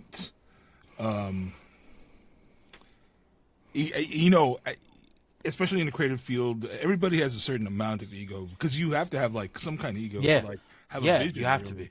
But I think what really changes things is if your focus is not about like self-aggrandizing. It's not about like lifting yourself up. If you're there to like, and everybody's on the same page, is you're there to make a good project, to turn out good. And that's really what helps. If you just remember that, I really want this to happen in the script, but this is what I'm set on, and I'm going to push this through. And take a step back and think about it. Is that just your ego talking, or is it really something that you think will push the project forward, or will push the script forward, or this whatever you're working on, game, short, anything really. I feel like sometimes you gotta really look at, like you just said, is it my ego that it has to be this way, or no, that's just how the project. That's how it's gonna work. You know what I'm saying? And I don't know. I've collaborated a couple of times, maybe like twice. I did it more in music because I worked a lot with my family and friends, and it was just sometimes it's like you don't know what you're talking about. You know what I'm saying? Like, I get it. You've been doing this longer than me, but it's not. And sometimes it's like, you're absolutely right. I should go back and change it because it makes total sense to everything. But sometimes you gotta let your ego sit back a little bit, because I don't know. I feel like to be a creator, like you said, you gotta have some sort of ego. It don't have to be too big, but you gotta kind of be feeling yourself a little bit, because if you don't feel yourself, why should someone else feel your stuff for you? If absolutely. You ain't, like, you gotta have that. You've got to have that little chip on your shoulder, like, my shit is the shit. It should be. You should always feel that way. Right. Because even if your stuff, because even if it's the worst thing ever, you got to feel like you got the dopest comic book since whatever the hell. You know what I'm saying? Or whatever project. Because if you're not gonna feel that way, why should I expect strangers who don't know me to feel that way about my stuff and spend their hard-earned money on whatever I'm putting out? So you kind of gotta have a little ego, but sometimes some people just need a little deflated because their ego gets too big. You know what I'm saying? There's only room for one person in the room. Right. Too. If you put this thing out and you thought it was great, but nobody vibes with it, or nobody like gets it. Then ego comes into play there too. Like, you got to sit back and be like, is it just the world's not ready for me, or something that's I'm not getting across? They weren't ready. That's the creative process. It's like if you have a specific like vision for this project, you can always get there. And sometimes you have to make detours. Yeah. So yeah. Agreed. Yeah. Yeah, no, absolutely, 100%. You know what I'm saying? Yeah, like, working. How's the, well, after you putting out your project, like, how's the marketing been for you guys? Like, is it easy to market your stuff, or pain in the ass, or you got somebody else doing it for you? I find it, like I said, going back to content is pain in the ass. Like, Yeah. I just want somebody to do it for me. But then again, my ego comes into play. Like, no, I want to do it. You know what I'm saying? Like, That's I will years and openly say years that of I'm that. horrible. Yeah. I'm bad at it. yeah. It's tough because like you want to be humble. Part of you wants to be humble and Yeah. be like, oh, the people will find what I'm doing. They will figure it out themselves. And then you realize, no, you actually really do need to tell people you exist. And like it's like, yes, the work should be enough, but then we do live in a world where, Yeah. especially when you're doing films and comic books, it's like you kind of need to tell people you're around. Otherwise, they won't Yeah. try it. So it's a lot of Yeah. it's weird. It's humbling in a new way where I'm like, I don't want to come up like I'm an arrogant, like, oh, look at me, but also I have to be a little arrogant because I want you to see this, right? So like Yeah. great example of just recently what I did with the short film.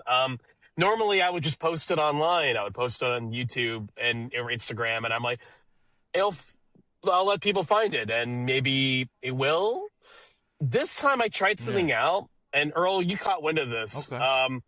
I did this thing where I had these stills from the shoot where they're like, Earl, I think you were taking photos, cast photos, right? For Ticket Steve's? Yeah. Oh, yeah. I mean, me and Vivi, like half of those Yeah. are hers. So like they were having fun just like taking photos, and then Earl made an amazing poster from those photos, but he also had all these great individual shots. So I kind of came up with the idea of like, I'm going to make like mini posters of each actor that's in the short. Because I've seen that. Like I've seen like, oh, there's an Avengers movie coming out. So here's the Captain America poster. Here's the Iron Man poster. Yeah. So I kind of gave myself a chance to like hype yourself a little bit. So I made a little individual poster of each cast member on their own. And then I slowly released each poster. And I gave it like 2 days per release. And I tagged the cast member. I collaborated with them on Instagram so that their people could see it. So every day every other day I kept dropping a new poster. And each time I dropped, someone would be like, oh, cool. I'm going to make sure I watch it when it comes out. Or, oh, I didn't even know you worked on this, or something like that. So when I did release it, it got a bigger bump than I usually would if I just dropped it without announcing it like that. There was even actually kind of a great coincidence where I planned on releasing it at a certain date, but then my two of the guys in the film, Earl and Mitch, they were in another movie that was going to get a big release on Apple the day before I released my short. So I decided I've seen the film. I really like that movie they were in. I will do a video that will support his film, but also mention I got those same guys in mind. So if you want to watch both, why not? So I kind of pushed that. I made that video, and the director of that movie commented and went, dude, thanks for this. Thanks for the support. And I was, like, yeah, of course, no problem. And it was, I was not only helping out a fellow filmmaker because, he was finally releasing a film he made that he should be proud of. But I had mine coming out, and it was like, well, let's scratch each other's backs, like I got you, and I'll hopefully maybe there'll be a crossover. So it's that case of like, you just gotta, you gotta kind of like believe in your own hype to a small degree. Yeah. And and you gotta let people know you exist. And that's really hard to admit because you don't want to be an arrogant jerk, but you kind of need to do it, Yeah, you gotta find that balance because like you said, you gotta put yourself out there. A lot of people are uncomfortable with having to be out there, but you have to be. You gotta be on. You gotta be in character, so to say, 24 hours a day. You gotta whether you're at a convention, you're sitting at a table, or you're promoting your movie, like you gotta, or making content, people gotta see you and engage with you, and that's why a lot of times, like, I kind of split up my social media for certain things. Facebook is about my comics and music and stuff like that. I keep my IG a little wholesome for the most part. TikTok is you want to see me be an idiot, follow me on TikTok, because that's just, I throw everything on there, whether it's music or, like I said, people with sparkly jackets at 10 a.m., just the most random videos. Because, TikTok is all videos, so you gotta, and I like to be funny. I'm a clown. I'm an asshole. I like it. That's what people come to know me as. You know what I'm saying? So I like, that's what I use my TikTok for. So I kind of try to split everything up. So, when people start to look at my different socials, they're not just seeing the same thing across all 3 platforms. They're like, oh, well, he's about this on one thing, and then we could kind of see behind the curtain over there. Because I think that's what a lot of people like, too. They could kind of get a glimpse into your world and how you are outside of a convention or a panel or something like that. They just want to see, oh man, I love his work. Oh, I get to see what he does outside of being what he is, and look at his cute little dog, or what is he doing? Like, you know what I'm saying? Like, that's not legal. Like, why are you posting that up on TikTok? And a lot of people are hesitant to do that. A lot of I've noticed some people are just like, no, I can't do it. And I'm like, you kind of have to. That's like being at a convention. If you're gonna sit there and not engage, you're not gonna make money. You gotta make them dollars. Like, imagine going to strip club and they just standing there waiting for you to throw the money. It's not gonna happen. They want that dollar. You gotta shake it, and that's it. Essentially, that's what it is. Essentially, if you think about it, that's kind of what this business is, Yeah. When you're putting out a new movie, going on this marketing tour, you gotta do the interviews, you gotta do everything, you gotta shake it till you make it. You know what I mean? For lack of a better words, you know what I mean? But for Justin, you create content all day for work. Like, how does that translate into making your own content? Do you feel kind of like, oh man, I do this all day now? Like, do you kind of get, I don't know, sometimes people tend to get a little burned out having to do what they do, do you feel any burnout sometimes creating content for work, and then I gotta create my own content directly after, because this is what I want to do? 100%. Yeah. It's kind of hard not to, and it's like, and the only, like with sometimes the video, if I'm going to do a video at home, sometimes the video that's not work related, it's my stuff. It's like, it's going to be the most basic. It's going to be sometimes the most basic thing, if I have a really strong idea for something, I'll put the time and effort to make it more elaborate. But sometimes I'm just like, like there's even times where I'm like, oh, I'm going to make like a video to talk about this or that. I'm like, man, do I really want to bust out the microphone for that? Like that's like the bare minimum is to bust out the microphone. Yeah. But even I'm like, do I want to do that? And then like I have to really shake myself into going, you want audio to be good, so go and do it. Yeah. But it is. Yeah. Burnout is so true though, dude. Burnout is so real, especially when video making is my full-time job, and I go home and I'm like, man, I just want to eat mac and cheese. Like I just want to like order some Taco Bell and like veg out and watch YouTube. But sometimes I have a video idea that I'm like, I really should do that. I should really do that. Yeah. Right. So, what is your Taco Bell order? Oh, okay. Okay. A cheesy gordita crunch. Always a cheesy gordita crunch. Okay. 2 crunchy tacos, regular. Right. If I'm feeling like big back, particularly a chicken quesadilla. 0 sugar Baja Blast and cinnamon twist. You gotta throw in a cinnamon twist. I I remember have a long to. I time gotta ago. eat the cinnamon twist, man. I worked at a Taco Bell for a few months, right? Oh, And Ooh. it was attached to a Burger King, and Okay. there's times when I Oh, did shit. go to work a little too high for my own good. You know what I'm saying? So when it came time for lunch, and they allowed us to make our own. Man, Did I you was do like throwing Burger? some shit in there.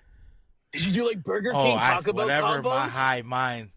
Whatever my high mind was Nice. feeling that day. Like, I would just look at things like this, you know what I'm saying? Like, this is happening. People would look at Whopper me Wrap like, what? Supreme, yo. Yeah, they'd be like, what's that? Where can I order that? I'm like, absolutely nowhere. It's only exists in my mind, mother. Yeah, and if you want it, you're going to have to go next door, buy the stuff, and then it's going to cost you, it's like a $50 burrito right here. You know what I'm saying? Like, I got you if you want it. I mean, hey, that's the creative mind of mine as well. That's why I smoke before I do anything. You know what I'm saying? Because you never know. You never know when you gotta be creative. You know what I'm saying? Like sometimes it's like it's like a Swiss Army knife. You gotta just pull it out sometimes and use it to whatever the hell you need it for. Now, Whopperito. yeah, And then you gotta have the nacho fries to go with it. Them Dorito fries. That's a must. That was the cherry on top to whatever the hell I decided to make. If they had the nacho fries, I was making something. Nice. Earl, what's your? What's your Taco Bell order? I've been a fan of the chalupa for like ever, so I get it. Nice. And then sometimes like if I'm feeling big back, the 5-layer burrito, and of course. They should have a big back menu. Like they should. I'm gonna such tag a good Taco idea. Bell corporate. Y'all need the big back menu. You know what I'm saying? Keep it a secret menu. Their munchie meals. Munchie menu. Yeah. Exactly. All right. Exactly. Only available Have the after big 10 back o'clock. menu. Yeah. From 10 to 2 a.m., you got the big back meal. It's on their screen. Hell yeah. You know what I'm saying?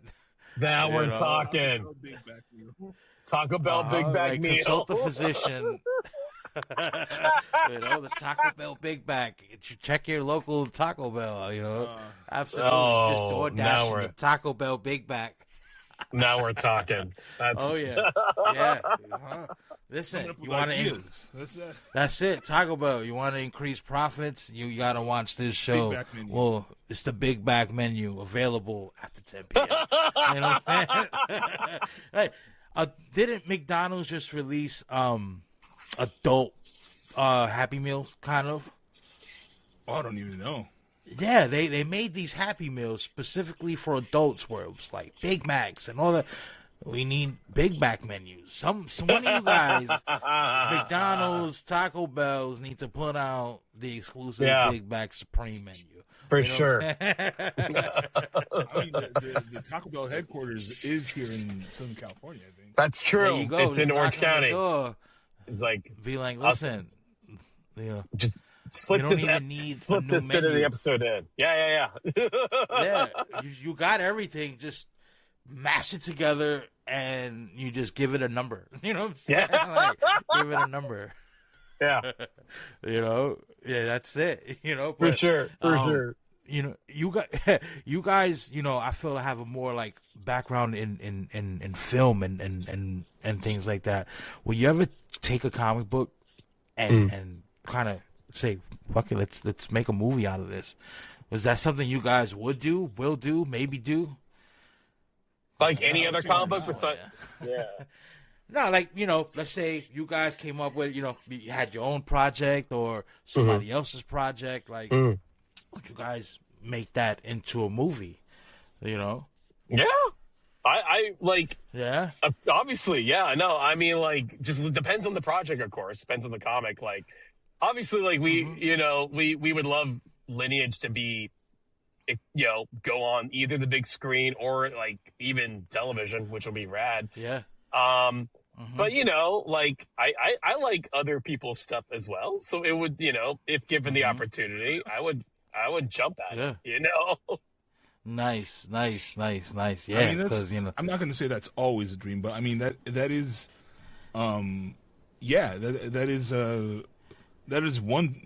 is definitely a dream, to like take something from an idea all the way to the screen. Yeah. That will be amazing. Even if it's not a comic book, like if you write a novel or whatever, and then it goes back to the screen. I mean, it's absolutely. So I think that's just the way people, or us in the industry, look at it as filmmakers. You want to eventually get something that you're working on to the screen. Whatever form it is. It could be live action, animated. And, Yeah, I mean, I got some For stories. sure. We can make something work. You know what I'm saying? Not cause we all see the big budget movies, but sometimes like, you've got these stories, whether they're novels or comic books, where you don't even need that pizzazz. Or like the story alone is great enough just for the story to make it to a something visual. You know what I'm saying? Yeah. That's what I always kind of making my comics. I kind of try to put myself in that headspace. Like if I can't see it in the panel on the screen, it's hard for me to see it on the panels. You know what I'm saying? Sure. I'm a movie head. I love movies. I love movies. I would love to make movies off my stuff. Oh my God, would I? Yeah. You know what I'm saying? Like, I had a friend of mine. He was a huge fan of my music back in the day. He had at the time, because you're talking early 2000s, like 2002. Like the beginning of 2000s, early.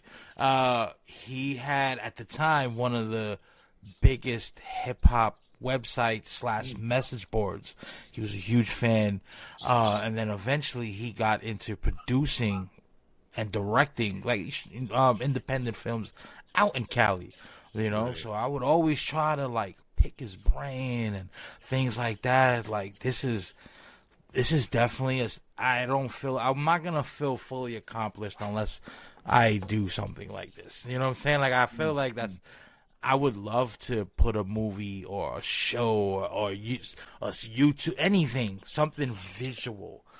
To me, I think it is probably my ultimate goal.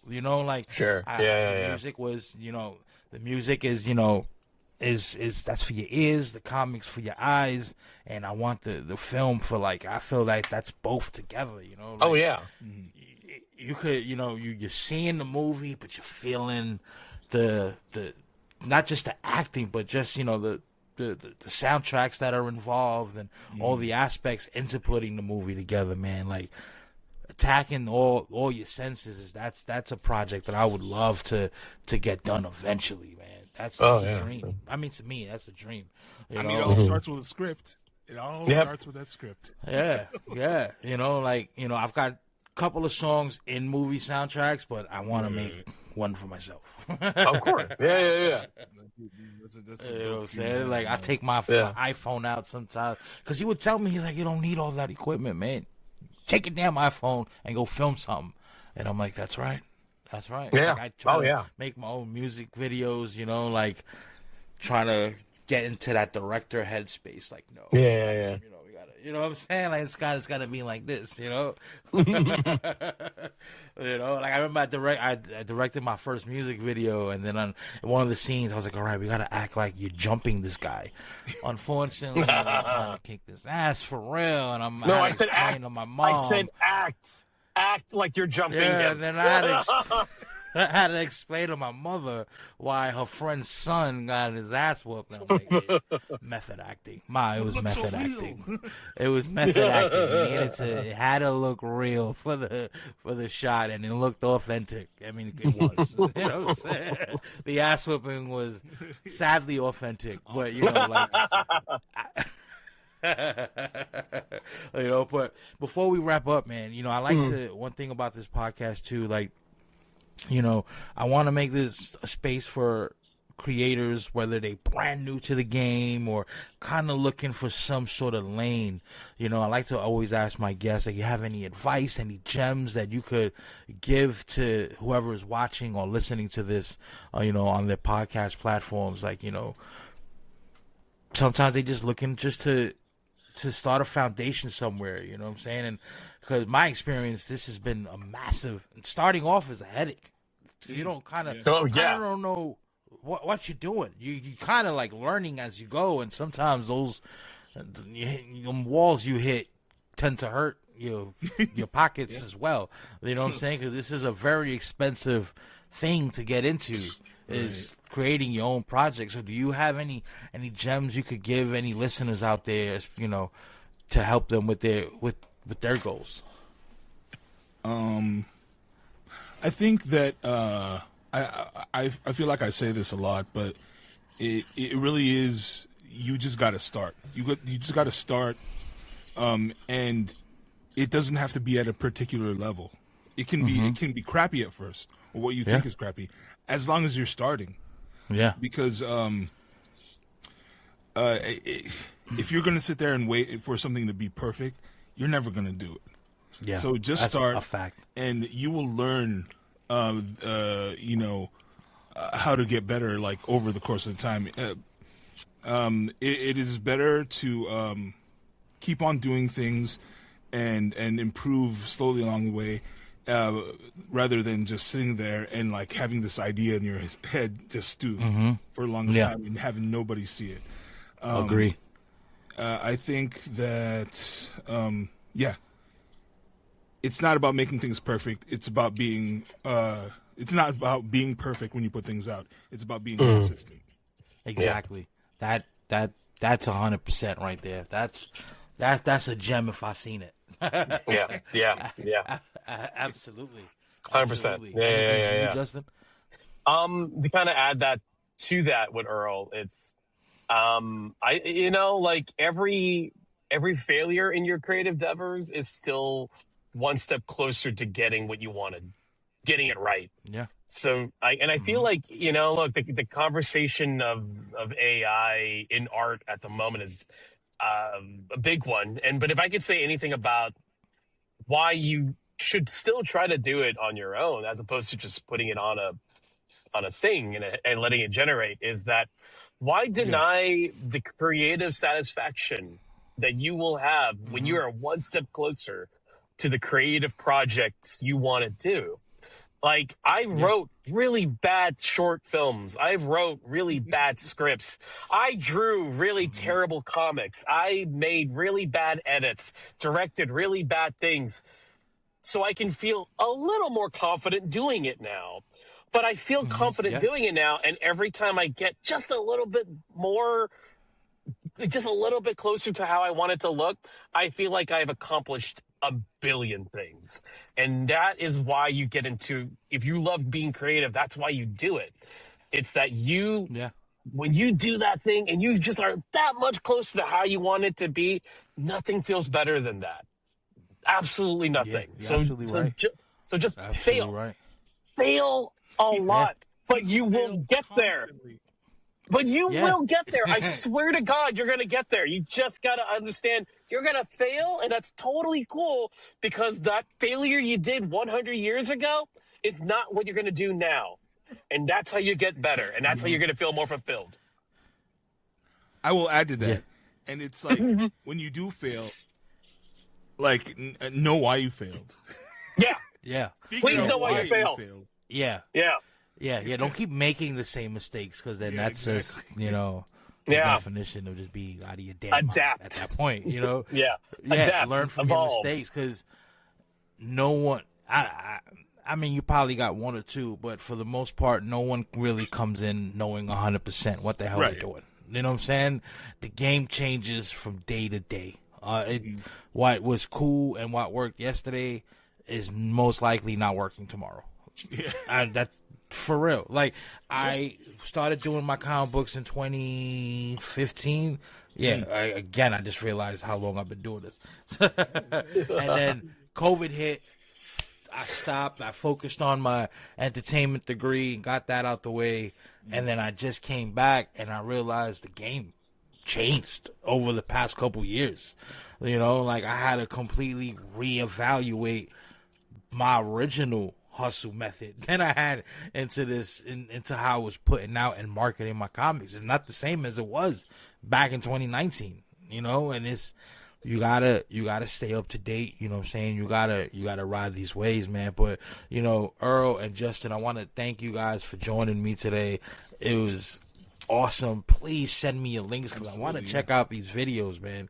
And I'm also gonna put them, you know, on the descriptions, you know, especially for the comic book and all that. But you guys, once again, man, it's been great. It's been great. You know what I'm saying? I'm gonna tag Taco Bell in this. I really am gonna tag them in this. Like, you guys need Big back menu. Yeah, Big back menu. The big back menu. We need that available summer 2026. Come on, it's getting hot out here. You know what I'm saying? But on that note, guys, I want to, you know, wish y'all a great rest of your day. And you too. You know, I'll keep you guys updated, and then I'll catch y'all up on the next episode when we have y'all back on. 100%. Thank you so much, man. Take care, dude. Have a good one. All right.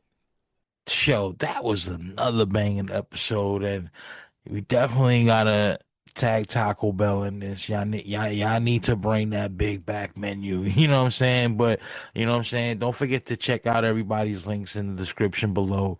Don't forget to like and subscribe to the channel. And also don't forget to check out the website, villainarchives.com. Once again, it is your boy Mal. Thanks for joining us. And I'm out. Bang, bang.